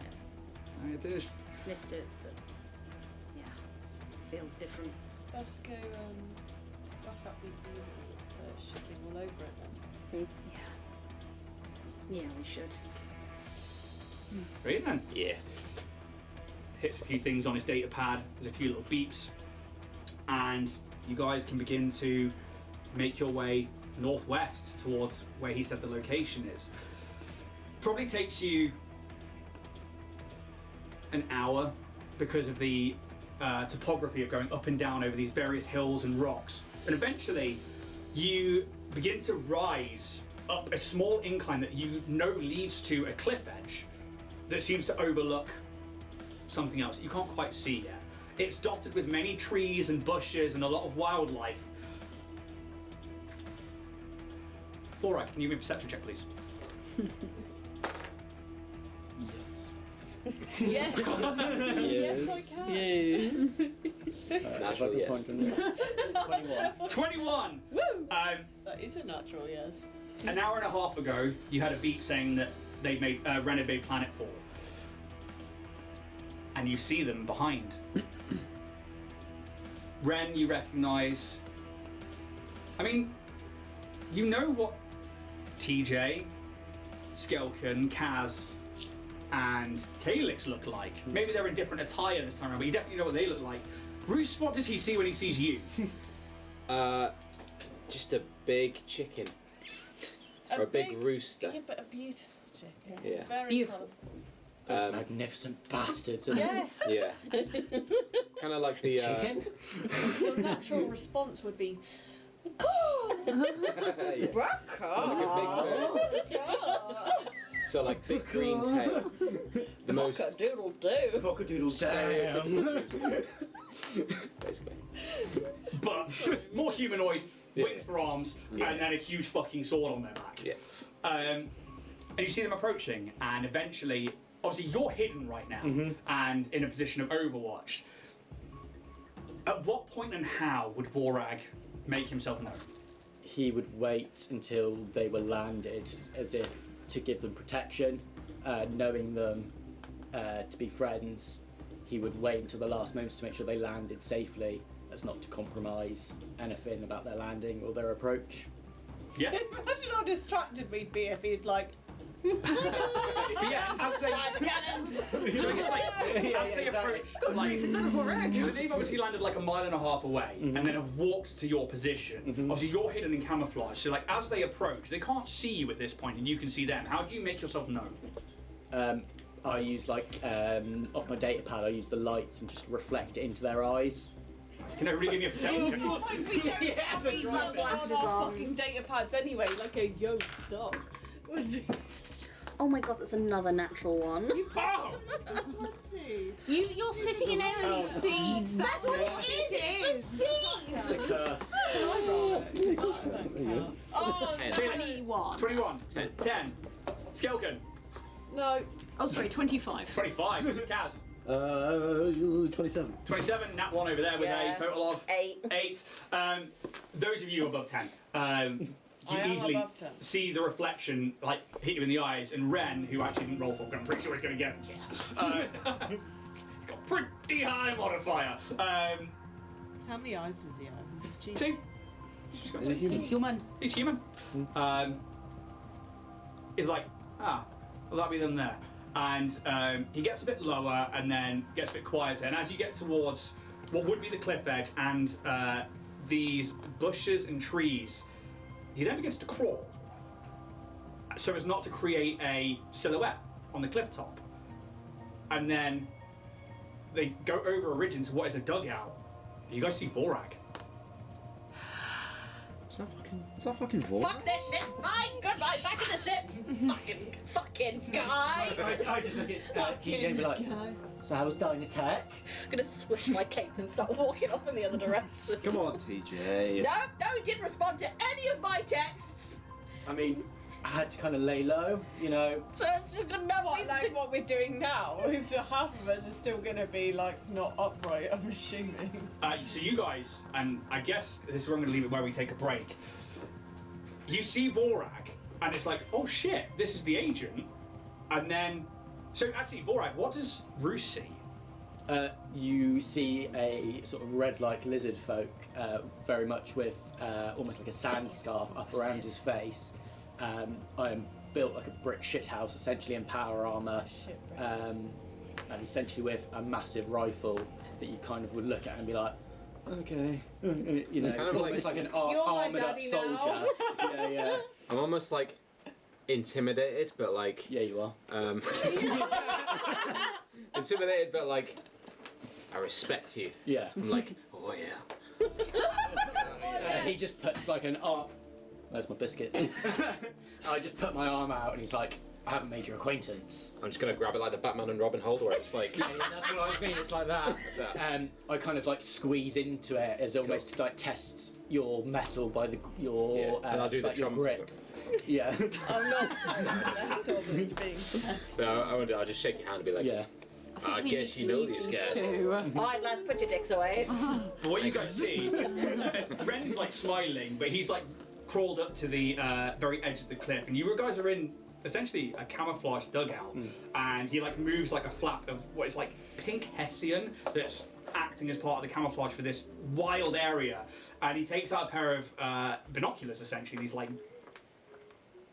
They're like a single lens, like you know the ones in Star Wars, like the binos. They're just like a big oval lens. They look like that, but they're a bit more sleek. And he's like watching, and you see him like turning some dials. And you guys can look over, and you see down this cliff that's maybe 100 foot, and then about another mile away is a walled community. There are 4 of them. They have these high metal walls that must be 10, 15 foot thick. They are at least 30 foot high and manned. Like there are actual like guard posts on them. From your position, you can see that they are also like. In fact, actually, who's got scoped weapons?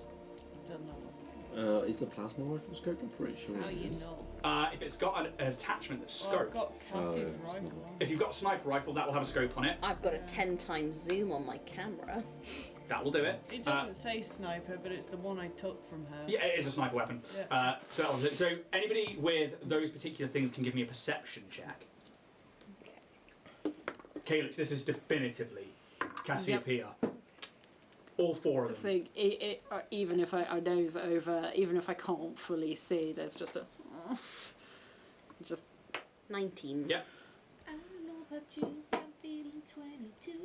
Nice, 22. Nope. Nope, So that's right. there are painted on designations on the walls. K1, K2, K3, and K4. Not K9. Not K9. Oh. K1, 2, 3, and 4. You know what those are, if it's explained to you, but So no, it's really, you know, if it's said to you because you've obviously been in the North South is somewhere yeah. else. But you see, they're large settlements. Like they're not small little dwellings. They are reasonably sized, and yeah, Wrenn just turns to Vorag and is like, so I guess give us the details. What have you seen over the past week? And with that, we're going to go to break. I'm going to take 5-10 minutes, and we will see you all back with some information from Vorag. Maybe. Cool. In a few minutes. Take it easy, guys. Because we're live, we're back for part 2 of this episode, where we say risky things you will never tell, but we were. You have no idea what was being said. A few little jokes with friends on the beach. Glorious time it was. Good showers they were. Flying too close to the sun we are. But, welcome back. James. Hi. Hi. Welcome back to the show. Welcome back. Yeah. To I'm me. so happy. Yeah, welcome back to you. I'm so happy. You can rejoin us and we can have a 6. Is it because he didn't feel like we'd said it enough? Welcome back. Yeah. I'm just glad that we can get you in. Alex had to sit there for like 3 weeks, 3 weeks, yeah. just waiting He for was his like, relegated for a while. Yeah, but I mean, like, he'd also said that you wanted to come in early and watch it, but also I knew that you had been watching and had watched it back, and this was like the prime opportunity to get you back in.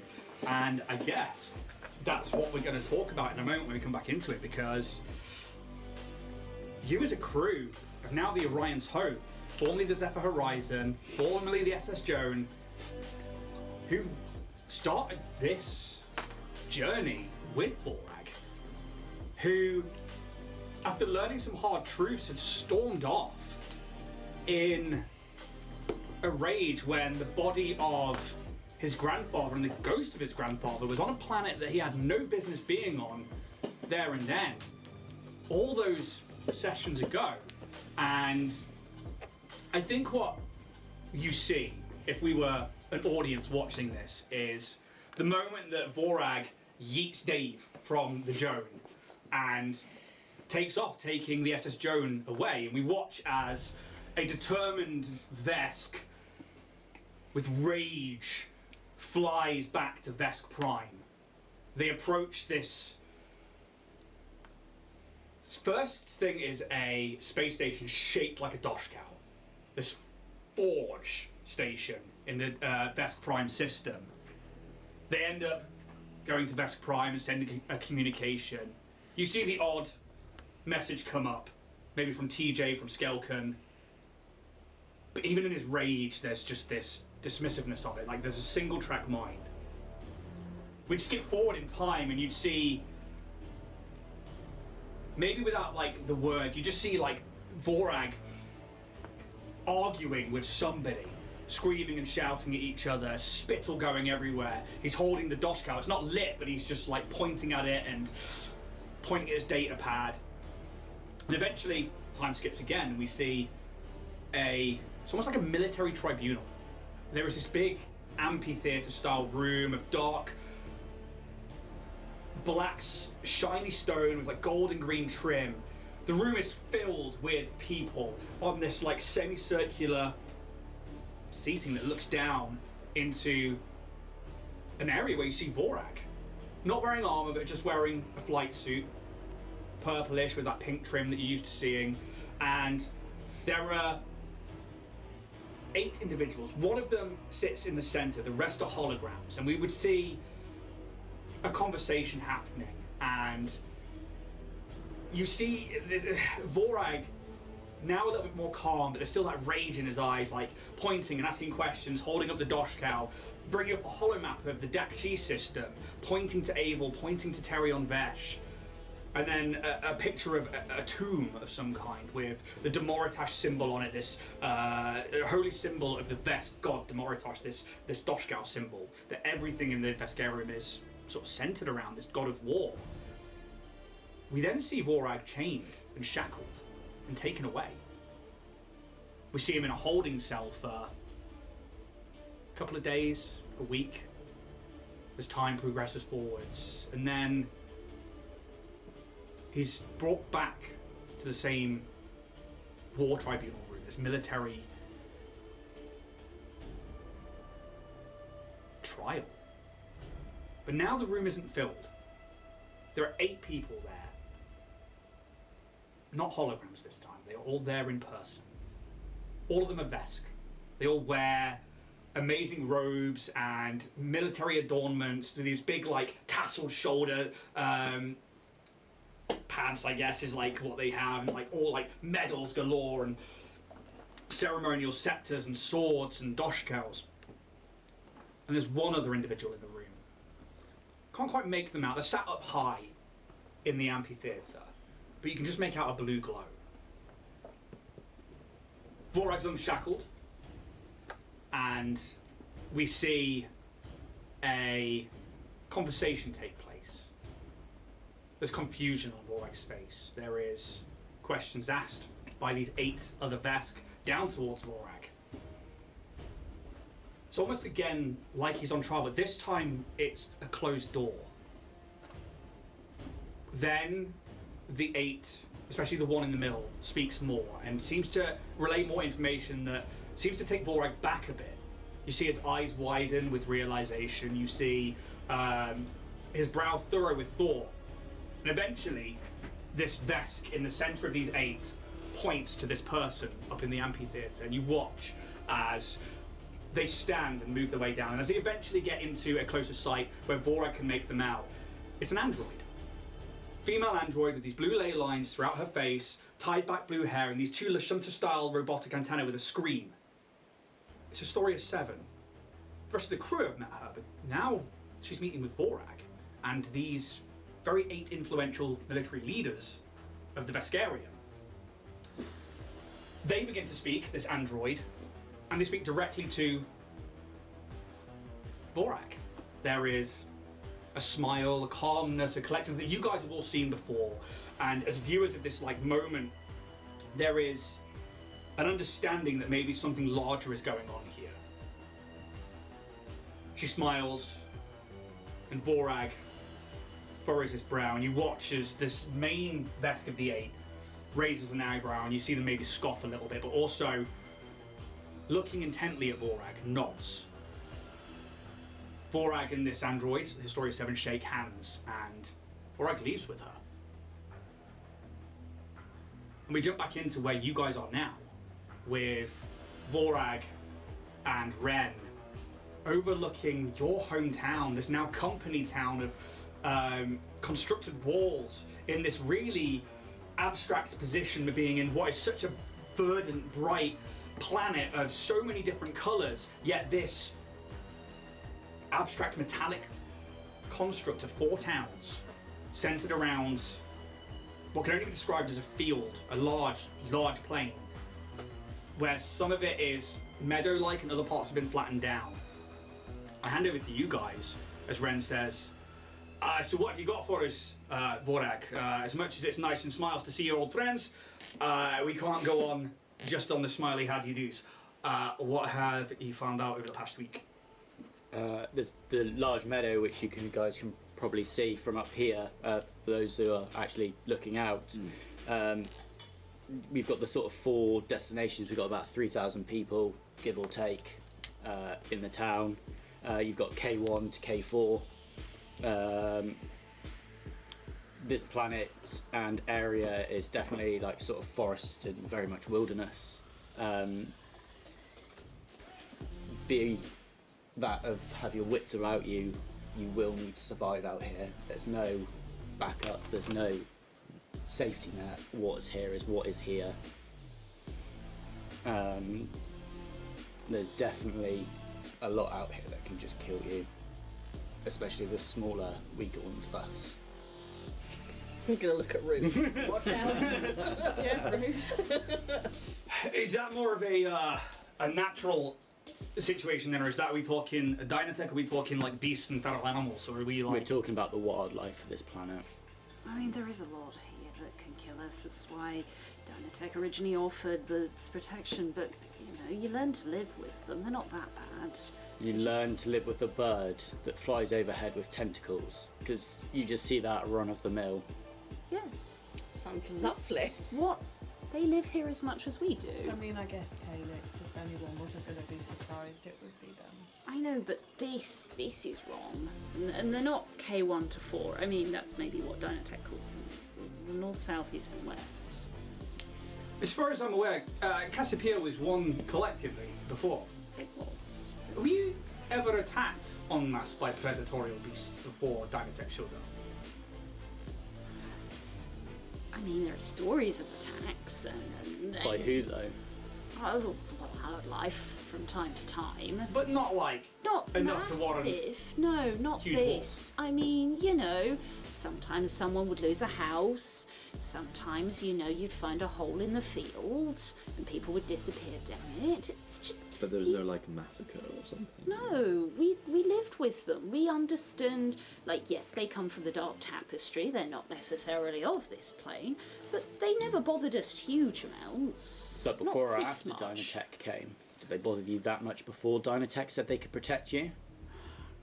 Can you guys even remember that far? So made up stories, then built walls, and then said, "Oh, we did this for you."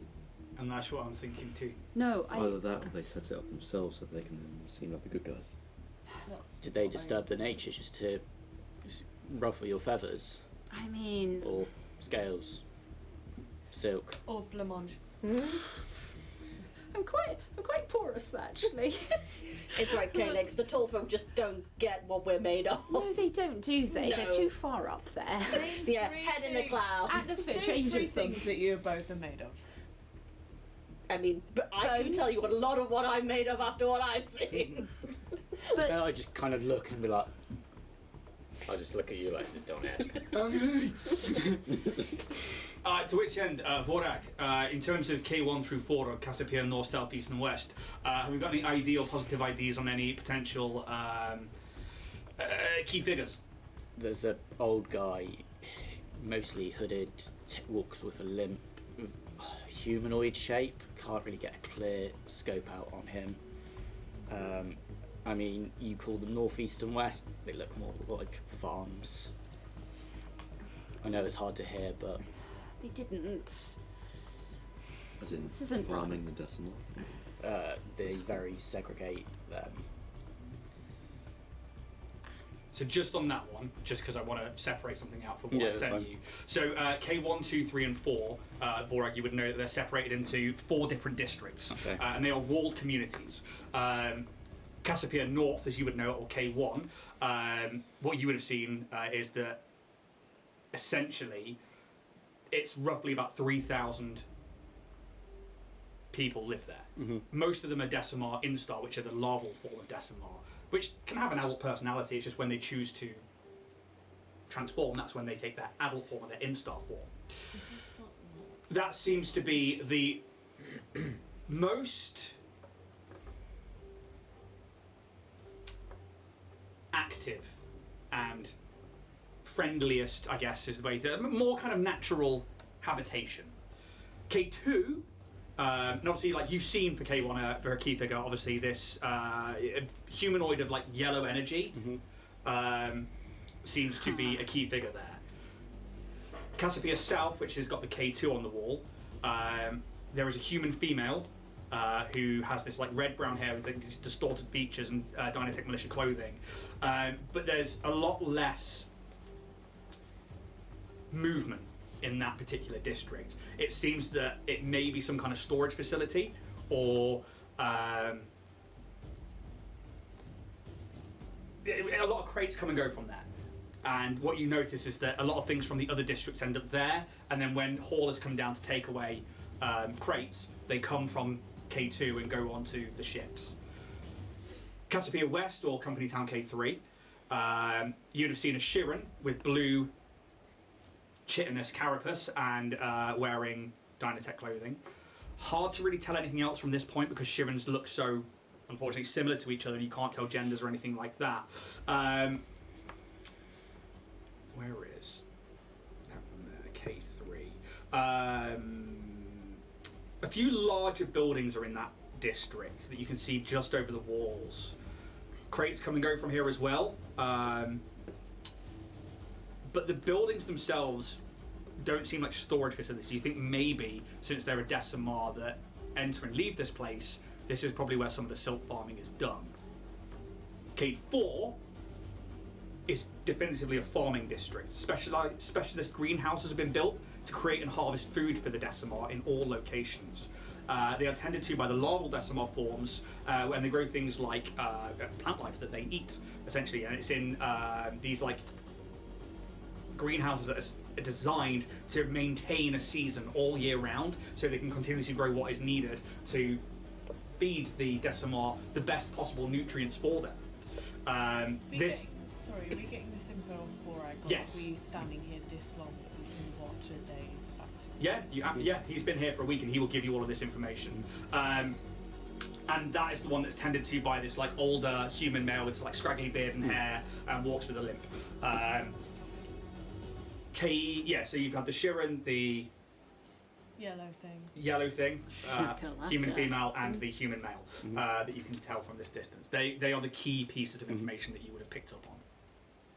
The leaders of each. Yeah, you'd think that they are the key prominent people for each district. So from where we're standing, we can't see any of this. It's just like the walls that we can see. You can just see over the top. I mean, you would have to essentially use scopes and binos and stuff like that to be able to. What, Vorag? Exactly that. Okay. I take it for this episode, this is Emily asking this, that we're saving the reunion catch-up for... You guys can do what you want. You are currently safe and not under any threat. I mean, Skelcon's probably going to almost need to know what's gone on, you know. How was the trip back, you know. The thing that you described of Vorag's adventure since we left, like, is that something that just for the audience? That's just as a little... That's not something that we would have known, so we would have to ask what's gone on. Yeah. Mm-hmm. You know, what's happened, why, if Starfinders clearly knew of our link, why they didn't tell us? Or they just let it be a frickin' surprise as we rocked up, even though Vorag knew that it was going to be us. Well, I mean, I can take watch for a little bit if you want to catch up with your friends. Vorag's data pad is broken, seeing as he doesn't even want to return any messages. Absolutely. Can we just send an emoji? You can do whatever you want. I've got one here for you guys too. You have this fucking guy. I was send a reply like, new friends, who dis? Yeah. New data pad. New data pad. There's a t-shirt, new data pad, who dis? And also the main title of the episode. Did you really hate us that much? It wasn't you guys that did anything wrong. It was my family's history that was hidden from me. It was part of our family's being, our family's pride was just ripped from underneath us. No answers, just more questions. Questions that just burned me inside. I just had to get the answers. That was my mission. Did you? To a point, but at the same time, by my own, I was treated like a prisoner. They put me in a detention cell for a couple of days just to keep what I'd found hidden. I'm gonna be stood like behind, overlooking all of this, like. So what does that mean now? It means I've got more questions, but a few answers. And less allies. Does it mean you're going to run off again? My answer to that is no. Because you dealt with it very badly last time, Vorag, just saying. Yes, we all Very dying to know how you managed without a Dave. Little piss boy? Little shit face? We'll just say, don't use the airlock. Oh, man. Okay, I'll probably ask some more questions, like, not in front of everybody, but, like... That's fine, especially in front of Chicken Boy. His name is Bruce and he is a dear and trusted friend. You mean I'm gonna like look at you and just be like, look at your rifle. It's a laser rifle. Oh my god, I'm steaming from, like... Sword on the shoulder, just like... Smolder. You cook any fools with that thing? This guy? Because Because I was always wondering, what's the recoil like on a laser rifle? No, don't be friends. Don't. Reese kind of likes it. Is practice? I mean, None. I'm not going to complain. Nice. What else you got back in there? I've got my. You literally just see me pull out my rifle, my almost like a combat sort of rifle. But as I do it, you just see Oh a my black energy kind of roll around it. I love that thing. Where'd you get it from? I love that thing. It's a family memento. Nice. You keep At that least they've safe. left one thing that still has pride in our family. You've been hiding this guy. You would also Great. have the dosh count. Yeah, he's hiding it. I didn't know if yeah. you'd actually put it on your character sheet or not. I haven't yet, no. Yeah. Nice. Well, Either way, Historia 7, who's my direct boss, says that he is all copacetic and that Vesk Prime have agreed to allow him to follow the questions. Questions we also have. Realistically, as lovely and warm as this meetup is, we do have a job to do. Didn't give us very long. Oh, you can have longer if you'd like. If you've got more questions, now's the time. For it. I mean, No, you go. you go, because mine's not important. Okay. You remember. Do you know the Saki family? Out of interest. Give me a culture check. Please, Borak Kassar. 15. So the Zaki family, yes, you would have heard of them. They are a prominent Vesk family that date back to at least the Gap. You don't know as and when from before that, but they are probably like Vesk 3, something like that. You're not sure which planet, but it's not Vesk Prime like your family. They used to be notable warriors within that, but over the past several decades, they've become more business acclimated. That's probably about the most you know about the Zaki This family. is not the thing that you've been asking about, no? Then, other than they've gone more into the business side of the Vesk army, not much is heard of them. Why'd you ask? Just wondering if you knew any connections to them or anything. We wouldn't have associated with them going and becoming part of the business community. Our family's known for soldiers, and that's it. Yeah. Like most Vesk by the sounds of it. Yes. Yes, we are. got that right. 10-4. This isn't Call me a new chicken name, boy. is it? Like, Cluck, what should I motherfucker. know? Keep on, you lizard. I hate this. TJ's looking very uncomfortable, twirling the chest hair. Chest hair. It's like the sunglasses are on just to hide the seething. But also filming. Yeah, obviously. This is a bit more of a secret mission. I think the camera should go away. No. Intimidation Nice try. check? Well, Or is it just more of a persuasion? 100% intimidation. I think 'cause I I'm- fucking failed at this. No, and I I'm going to 100% back knew what was gonna TJ happen. up I on think this that one. I'm probably not going to have you roll between the party on That's this fine. one. That's fine. Because I think that that's just going to breed Yeah, no. That's fine. it's yeah. rolling. I will let you guys deal with that on an RP level, That's but fine. otherwise, We just need to make I- sure that it's fucking unhackable, right? No, I think we do need the camera because we need to We gain actually, evidence yeah, need here, proof. and we need the camera. Evidence for This brings me to my point, which was how much the Starfinders would have told you versus what we can fill you in on. The reason that we are here, there's many things. Long story short, as people might say, we were going to have to try and buy TJ. buy Buy property. TJ, because apparently, according to Dynatech, TJ is not their own entity. So we were trying to frantically Wait. save up money whilst also getting semi-caught up in some... We can now not return to Absalom Station. We came here immediately because of a footage that we saw showing I mean, my Something people are awful. getting enslaved. That, silk plants. wait, The point. that's not right, but property. They said I'm an AI, and I'm not an AI. Silk That's farms. established. But the more important thing is that we're here for Calyx and Yeah, that bit we're going to sort out. yeah. But We're that on the bit- run. Okay. We're on the lam, son. Yeah, we have to try and not We be too we can't loud. return. Part of the Say no mission more. that Vorag has been sent here for as well is that obviously we believe that Dynatech is going to be trying to infiltrate the Starfinder Society.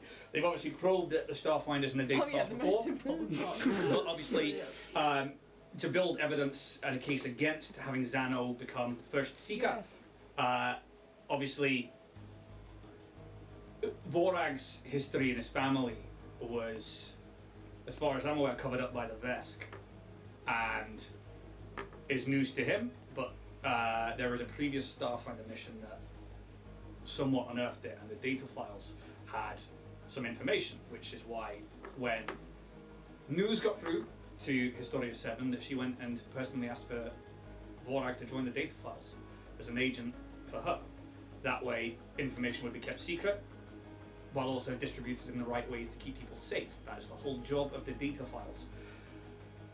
If we can build the evidence against Xano and against Dynatech Industries, especially here on Koshoria, we can ensure that any universe-ending situations, magics, or items don't fall into Dynatech's hands. I have one potential issue. Crack on. If what is happening here has absolutely fuck all to do with Xano.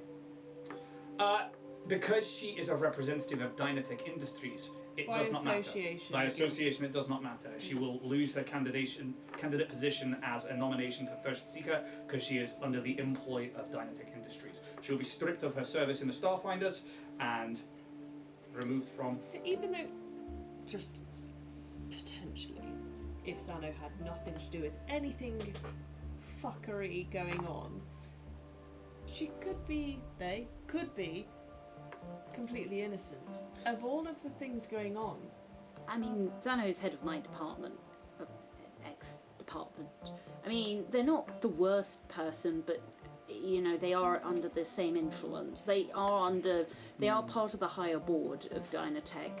They Well- will have their reasons to align to but Dynatech. you're dude that just wants to look at stuff, be free to travel and Tris. find stuff, and actually has not a bad bone in their body, but Yeah. just kind of turns a blind eye. I guess it's bad that way too, even though there's no technical involvement in the bad stuff. I'm not sure how much I trust Xano anymore. Triss is fine, but Xano... It's not even Tris or Xano, it's a guy. It's the dude. I'm sure it's a dude. the dude. Which dude? There's quite a few of them. Dude, the map dude, the dude that likes finding it. Oh Yeah, shit. that was Triss. Yeah, that's Triss. That's my boss, my direct boss. Xano's like the head of my department. Ex-department. That's weird to say. Ex-department. I've been fired. Well, the problem we have with Xano is that most Starfinders have a record within the data files. Kaz, Skelkin, yourself, you have any mission run under the Starfinders or anything like that is kept within the data files, it's kept secret. And Historia 7 is the only person that should have access to them. Historia 7 has no information on Xano. It has been eradicated from the data files and the archive. That in itself is suspicious. Just Xano, there's other people involved. I don't like it. Oh, there's more than likely loads and loads and loads of people involved. The problem is she has been put forward as a candidate for First Seeker in the election and is gaining traction. Mm-hmm. If she is the candidate that is been put forward by Dynatech and is going to get, if she has access, they have access. Mm-hmm. That's the problem. There are other chess pieces, right? They've put her forward, them forward. Agreed.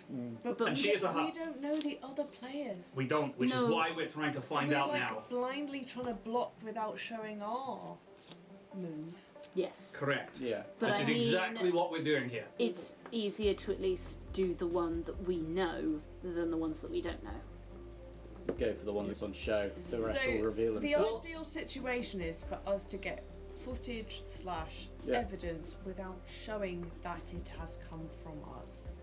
Yes. And that's where we need Well, the camera on. If we In find that case, get them down. Yeah. if we find evidence that puts, not necessarily Xano, but Dynatech as a company in a position of breaching the pact, Yeah. then we've got them banned to rights. The problem there is that, well, not the problem there, but the good thing there is, if that is the case, the Starfinder Society will back all 6 of you as honest and good people. We will stand by you in a trial. We will also make sure that you are well looked after. We will not let them go after you if what we know to be true is true and what we know to be false is false. You have not stolen property, I do not believe, nor does the Starfinder Society. If we can prove that they are sentient like the androids were, then they cannot be property. Can I sense motive? Yeah, absolutely Like, you can. I'm pretty sure that he's being. I just don't know if what they've been told is true.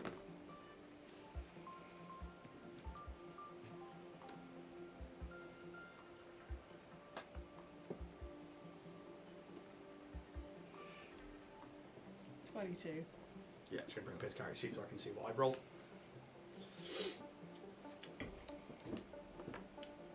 Yep, seems to be telling the truth. Seems very genuine and very impassioned about their mission. Are they planning on joining us or just leaving us to it? Well, you wouldn't know that from a sense motive check, or are you asking that? No, I'll ask that. Oh no, I'm here for the mission. I'm completely 100% behind you on this one. I'm here as an aid, as a tool. The data files need to be active on this mission to ascertain the validity of the evidence. If we don't, you could bring us any kind of footage and it would not hold up in court. What does that mean? We have to be present to validate the evidence, or else we cannot submit it as evidence. It's like having a witness, right? So, film by us. If you're there, fine. If you're not there, not fine. But you're on the run from Dynatech, so that film could be doctored in any possible way. Whereas the Starfinders... If you're there to say that it's not doctored, that's fine, even though we're also Starfinders. Aye, but because I'm part of the data files... Impartial. Yes, exactly that. But also, it's our job to find corruption. That is the whole point of the data files, is to find corporate corruption and espionage. Does anyone have any preference of where to start? I say we walk in through the front door. I mean, realistically, there's no reason for them to shoot on sight. As far as I'm aware, there's been any hostilities that you've seen. No. I'd And- prefer not to be shot on Ian, you sight. did say that we've come here before the information. Then we just choose a section and go for it. I'd like to And know. go quick Do you- before the information comes. Kenix, do you have family still here? Yes, in North. North. That's where I'm from, and you said that's the one that seems most... So what? Yeah, Q1 is Normal. Caterpillar North. Also, it's not illegal for you to go home. No. This is No. your I home. know, but if Dynatech knows I'm here, Oh, if there's a frickin' log or a checkpoint, then Also, that Have you seen any logs or checkpoint areas? Can I do it? Is it like a history or a recall? You can do a recall knowledge check. Just straight up D20. 16. is No, it is a gated community, but there doesn't seem to be. The only things that are checked actually are crates. They are tagged, scanned, and checked into ships. the yellow. Do they shine? You mean the yellow Are humanoids? they a shakalata? They are. It doesn't say that Yeah, on I was that. about to say. They are. Yeah. some part of Okay, Oh no. we have to avoid that individual because that's the one that was with Rena. Oh. That I cannot remember his name. I mean, killing is always easier than. Oh. Yeah, you can take But it we out. have to avoid. He will probably have a quantum computer to Rena or communication. So And they're in one. They're in 2, Okay, I then. believe. So we have to. It was 2, wasn't it? That. All right, recall knowledge. It was 1. Oh, they're in 1. Yeah, I think They're we're the one we splitting up. probably have to avoid. Attention. Does anyone have any chloroform? What the fuck is chloroform? Chloroform is a gaseous being. Funnily enough. A yellow What is glowing this, Rex? being seems to me like someone who's not going to inhale chloroform. Or could we take the fact that we're here before the information as a boon to get ahead of the game? Is this the dude that we met at the elevator in Dynatech Industries there? You wouldn't know because you can't see the actual individual themselves at this point. You've just been told by Vorag they are a yellow energy being. I It am seems likely. But it would highly make you- feeling. it Yes, might it is be, likely to be the 'cause he one did say at there's- the arenas. He made It's- things about yeah. it, didn't he? What the He's one of Runa's gods. The one that I wrote his name down. Yeah, somewhere. Maybe we take the opportunity to, if information's not got here yet, That we get move in, fast. have a kind of look at their lay of the land before moving on, so that we can do so more what's safely. the play? We just walk in, and I mean, we won't be able to just walk around. I suppose I could say, hey, I'm back from Dynatech. Yeah. From outer space. I just walked in to come here and stuff my face. I mean, while I'm here, I am going to be picking some salad up. Who's going to be a fat special boy? Which one Got a lot of silks to make, Which one alright? stealthy? Did Did you wait till I have a growth spurt, alright? I'm sure. That was beautiful. You can make a recall knowledge check if you want me to just straight up D20. I've got his description, but not his legitimately wrote name. it down. It's fucked me off that I can't find it. I can't read my own writing. I can't remember his name. I've literally got a huge description, but no name. I definitely wrote the name down. Not that the name is the most important. What's the cool knowledge? It's not. No, it's just literally a straight D20 roll. Oh, 6. 6. It's on the tip of your tongue. Can I try and recall? Yeah. Oh, fuck off. 3. Can I try and recall? Jerry the Magnificent. Just sure of it. That's gotta be it, right? Let's try and recall. Grey hat. 17. Epo and Neymar. Epo and Neymar! Ah! They're not grey I think hat. this is weighted to No, negative. that was somebody else. That was a cube. That was Major Grey Hat. That was why I was getting confused. Cool. So, guns are blazing or No. Two What? civilians. blades are swinging? I mean, Stealth them. maybe you guys could somehow pretend to be Dynatech employees and get in the back. Absolutely Ooh. fuck not. Can I use my sniper rifle from here or not? Do I need to be It's not a close? bad I shout. mean, what's the range on your sniper rifle? You should have an extended range on Not it. a million miles. It's not a million miles, but you're not that far away.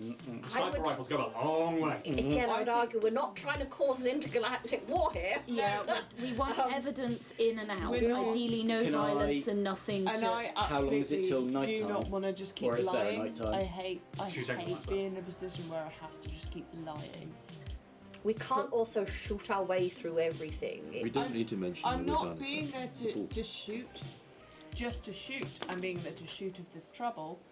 I do not want to be put in the position all the time where I have to lie. So I will save your asses if they need to be saving. As for your question, Vorag, you're probably about 2 hours away from nightfall. And you would know as well that nightfall here is still quite a bright sky. There are moons and there are satellites that create their own light, but the nebula around and this pink star in the atmosphere creates this really dark red night sky, and it goes between purples and reds. It's really quite beautiful against the different colours on the ground. I mean, we could go at what they call evening, dark time. It doesn't go completely dark, but I mean, we'd still be able to at least partially see. 100 foot. It's quite pretty. So it'll be long. So that'll be your standard range, and then there'll be an up to 500 or an up to something if you use a move action to aim. But I will have a look at that in a minute. Technically, according to the folks here, you're still poster boy. I can at least just walk in, and I Sniper can say 500 that you foot. guys are with me. You've got a personal Hastoki filming to show the wonders of Yes, Koshoria. what I bodyguards. Exactly. So we Again, can get in. the dynamic and- Starfinder Dynatech. Somehow, I don't know, if we can sort of distract those who would be possibly of more This trouble, is all then assuming we run into them. you guys can possibly try and find where these farms are. We can try and find information. I mean, I'm trying very hard to remember what you were saying. So 4 is greenhouses, 3 is shipping. No. So 1 is the main district, Yes. the kind of if you want to live anywhere, that's like a Yeah. town. 2 is Cassiopeia South. This seems to be a very quiet district where it seems to be storage facilities, and a lot of the crates come and grow from all districts, and then from there to ships. I had the same thing in my head that you did. Yeah. And then 3 is west, which They come and go from. a lot of the larval states come and go from, and there are large facilities that you imagine to be the silk farms. And then K4, which is east, is the farming district where they've got all these like bio greenhouses and stuff. So I think it's likely that if anything's happening, it's going to be in 2 or 3, to the south and west. I mean, it's easier to hide stuff in a busier place, but Also easy to be seen. it's easier to be seen when there's less people. I mean, The other problem there is, with your people, if they knew something was wrong, would they actively still produce silk, or would they stop? Would they the kind of people that would be forced into doing this, or does it seem like they're happy enough and that maybe they don't know what's going on? I mean, when we're stressed and everything, I mean, we can still produce silk, but it's not good quality. But, I mean, the ones we saw in the video didn't look... I mean, they might have been sedated or don't know what's going on. And like you said, I mean, our people are basic. It is true. We're I don't remember calling you basic. I said that the Aslanti think that you're lesser people. Well, fuck me, lad. Fuck me, lad. I'll fucking... Don't put words in my mouth. No, but you're right, though. We are. We don't know what's going on. We're so stuck on our own planet. We don't have any idea about the rest of the world. We're so used. And we're so just here, and... But No. I guess my question is if they knew something was going on, or if you were being enslaved, would they still be producing, or is it a case that maybe on the surface they don't know something's happening? I get the feeling they don't know. It's not in our nature, really, to be... So we go in all innocent. We're just here for a visit. Okay. yeah. Then all we have to do is wait for the Dynatech officials to weed themselves out. If they're going to make a move, let them make the first move. Exactly. We have the advantage of time for once. Yeah, I mean, you guys made it here in a quicker time than we anticipated, and Vorag's only been here a week. Lazy son of a bitch. I would like to be back up just in case, because I know how sneaky they are. I'm not planning for things to go badly, but I think as long as you're inside the walls, mean- though, if you're going to do this. You are about a mile and a half away. We can go before we get the information How as can I get a well. vantage We've also point got that's knowledge on within our my- side, whereas they're a bit more in that's the not dark. within the walls. If we leave it too long, they'll end I up just can't. having the information. It's just going to put our advantage at a risk. Yeah, no, we should go sooner rather It's than later. either but... go now, or we're just going to end up risking more innocent Scratch lives. that then. So we get inside, we try and find information, and I can probably act as a distraction if you guys want to like sneak around or anything.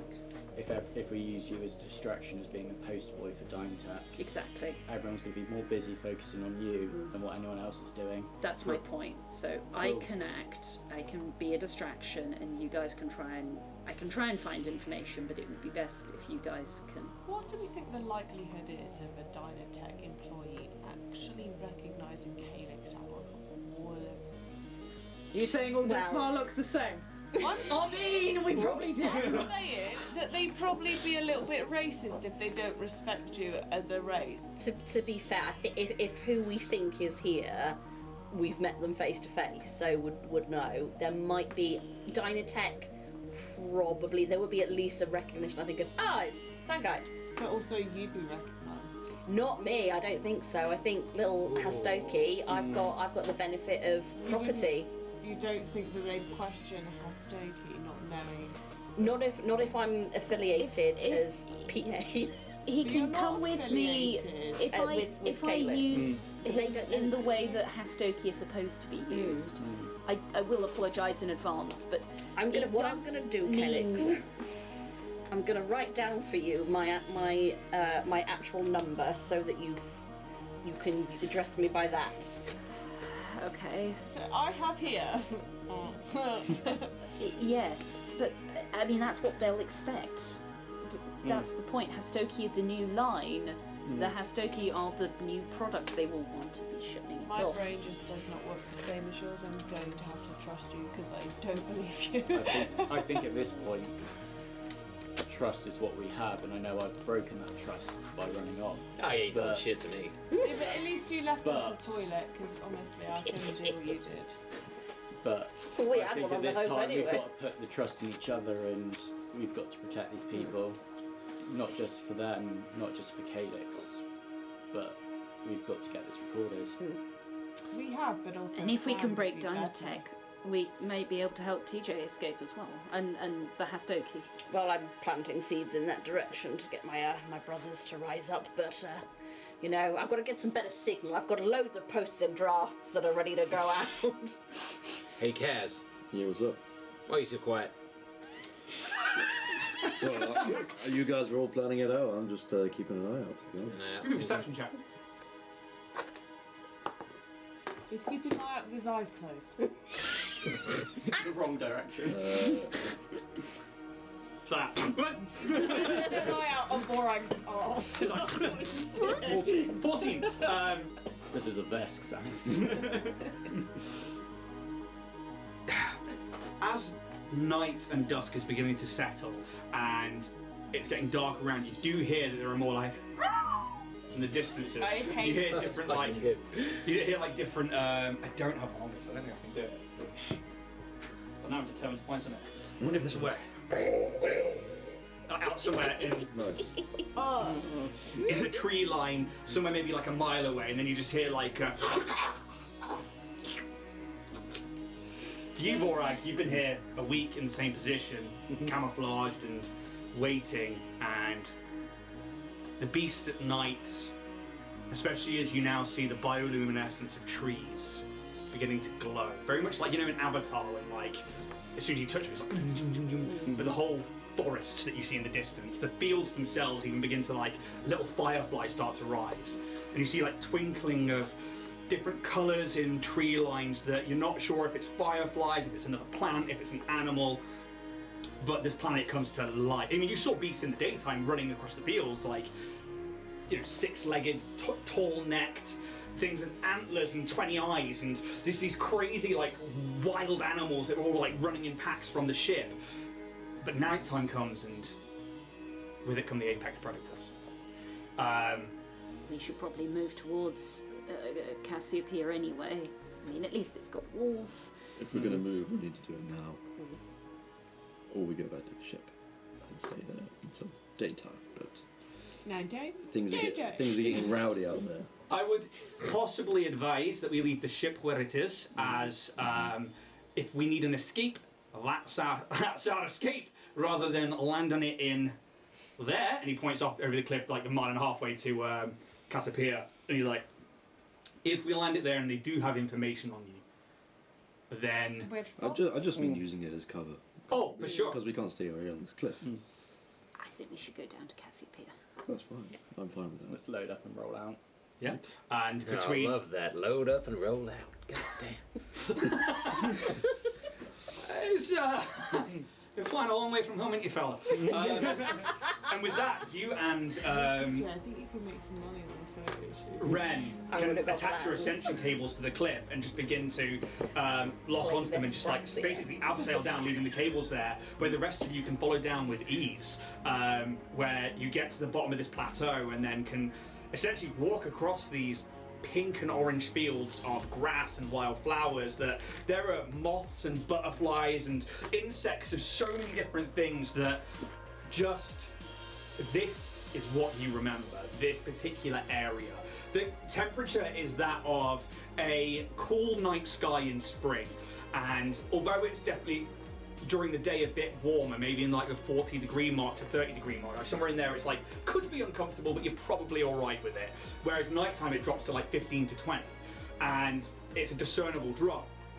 The insects all come out, and you can hear the chirping of insects and other animals moving around. Can you all give me a perception check, please? Perception. Yeah, sure. Great. Oh no. 22. Okie dokie. 23. 14. 27. Vorg, you're getting an automatic pass on this. Go. Woohoo! 14.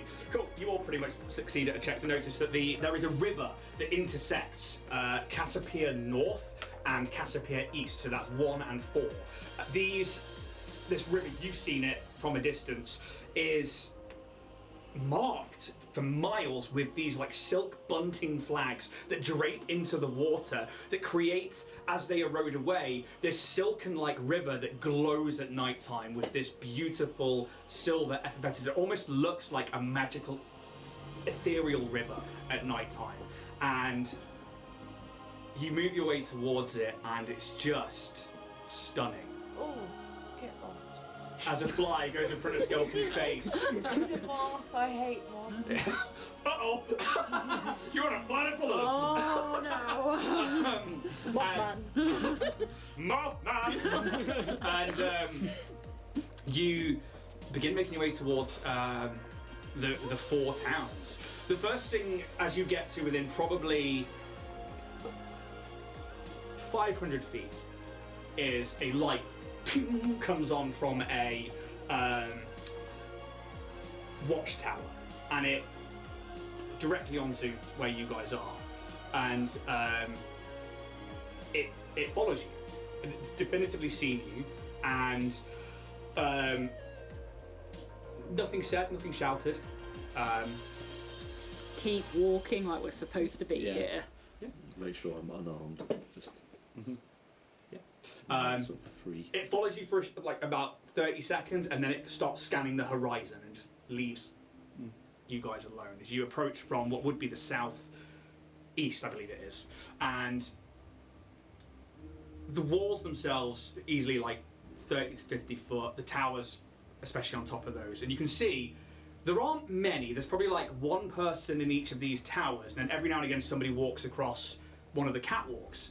And nobody says anything. You get to the point where you are now between 2 of the walls, and you see this massive K2 on one of them. You see like this huge painted on letters and numbers, and eventually you get to what is a meadow in the middle of these 4 walled areas. You can see that there are massive blast doors almost to each individual settlement, but in the middle is this open field where a lot of it is now this very compacted blue soil with like sandstone rocks all over the place, but then there's part of it's like patchy meadows where once this was probably like a verdant field and a mile long at least, but you can see that ships have been landing here and have caused a flattened area. You obviously know this to be the Fields of Flight. This is a central area to the Decimar, and is central to all 4 of the locations. Nobody approaches you. Nobody's currently out here. Burnt out a lot of the grass here. Ship landings will do that. I think on the way here, I've been like weaving little binary tree patches that they'll be saying things like, do you need any help? Are things actually as they are supposed to be here? Yeah. And I'm weaving about 3 of those, so. Cool. But you stand there in the Fields of Flight, and you have a choice to make. There are 4 different gateways to each individual. We were going to one, weren't we, to your family? That was Going north. That was a priority. Skalcon is going to follow, not have any preferences, back up only. Awesome. Okay. And with that, you make your way towards K1, Cassiopeia North. And as you get to this large 50-foot blast door gate, it just starts opening up for you. It opens to be about 10 foot tall, and a individual walks out. They are a dwarven male, very young, very short cropped but square beard. It is braided at the sides but not at the front. Then they have this like slick back hair, and they wear black militia. They have a pauldron that has the Dynatech logo on it and another one that has a target on it. Bruce, you definitively know this to be the Dynatech defense team uniform. But they just walk out, and there's like a light behind them, and I was like, hey, welcome to Cassiopeia North. How can we help you? Come on in. Get out of the danger zone, as we call it at night time. Oh, Thank you very much. Very kind. I am Calyx of Dynatech. But I've come from the main station. This here is my Hastoki, T4862. But you can call me Squeaks.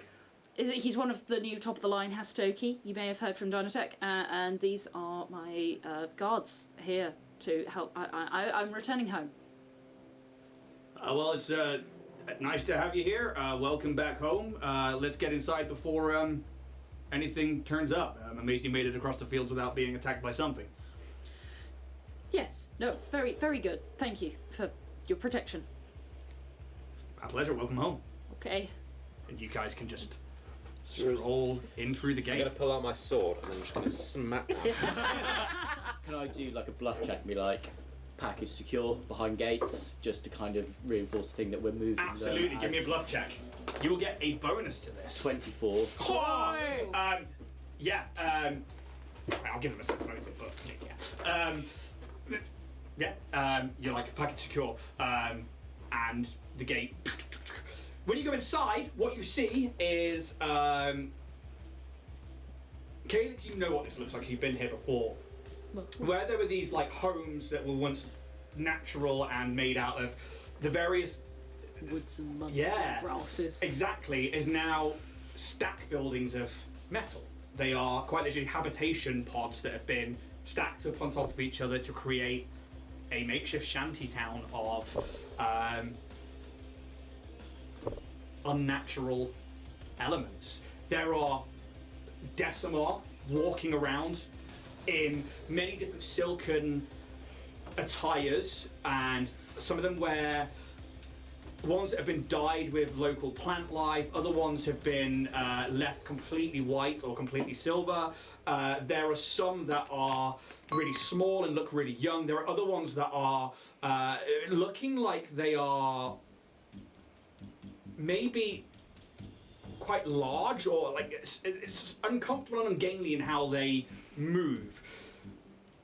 A lot of the instars, like Calyx that you see, though, are going about their business. A lot of them sit outside underneath the night sky and are eating a leaf of some kind that's now glowing with this bioluminescence. Other ones sit there and weave with different silks, creating stories and images on this essentially embroidery wheels of like, yeah, is it embroidery wheel? The things that you do embroidery around?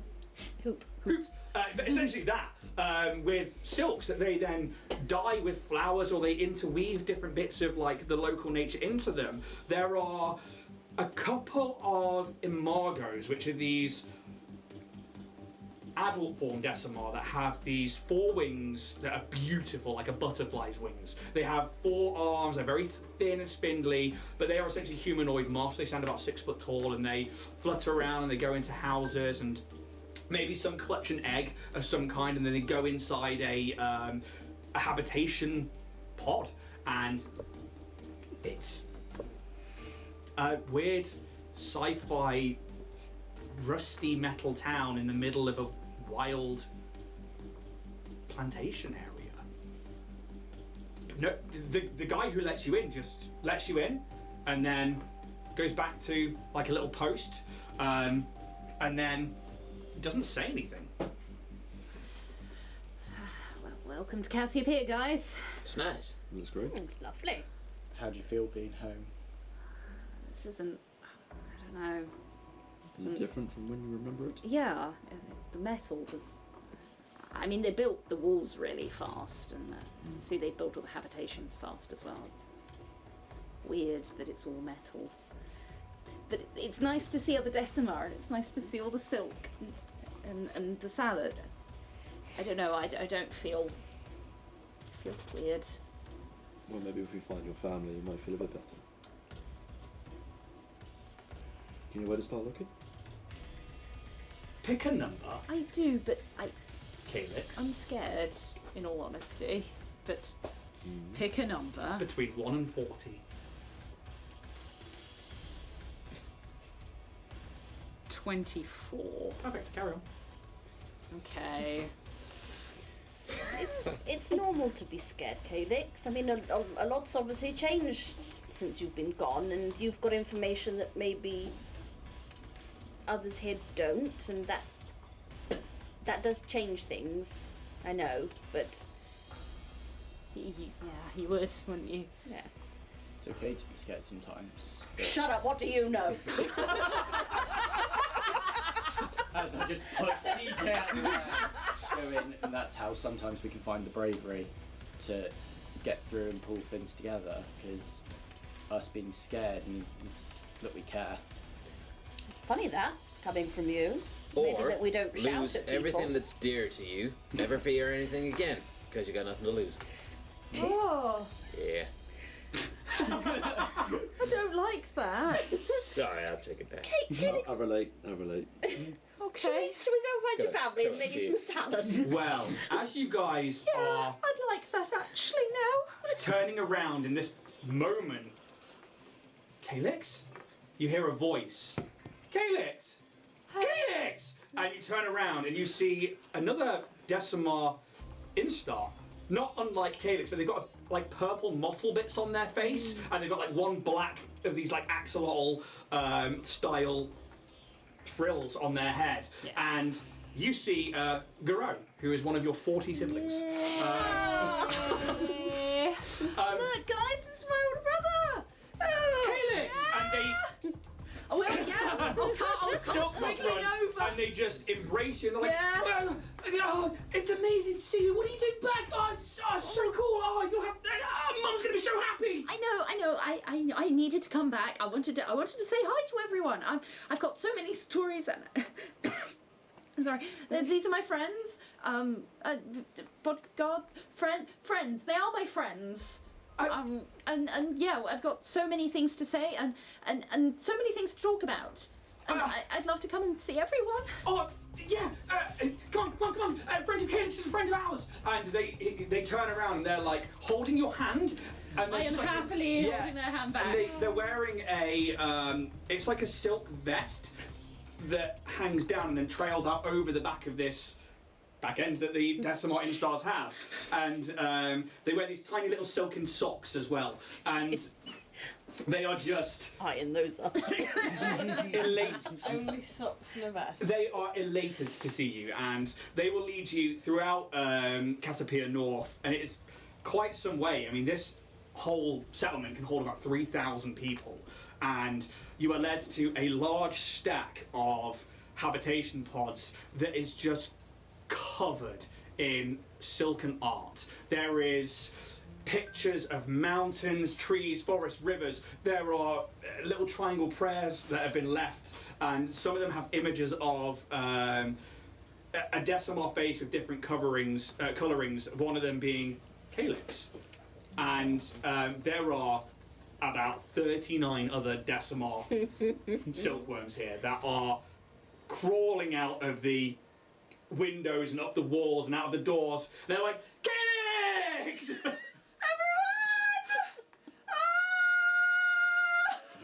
And that is probably where we're going to leave tonight's episode. Because Worms. exactly that. Yeah, we're going to shut it down there so that we are ready to meet all 40 of these named individuals.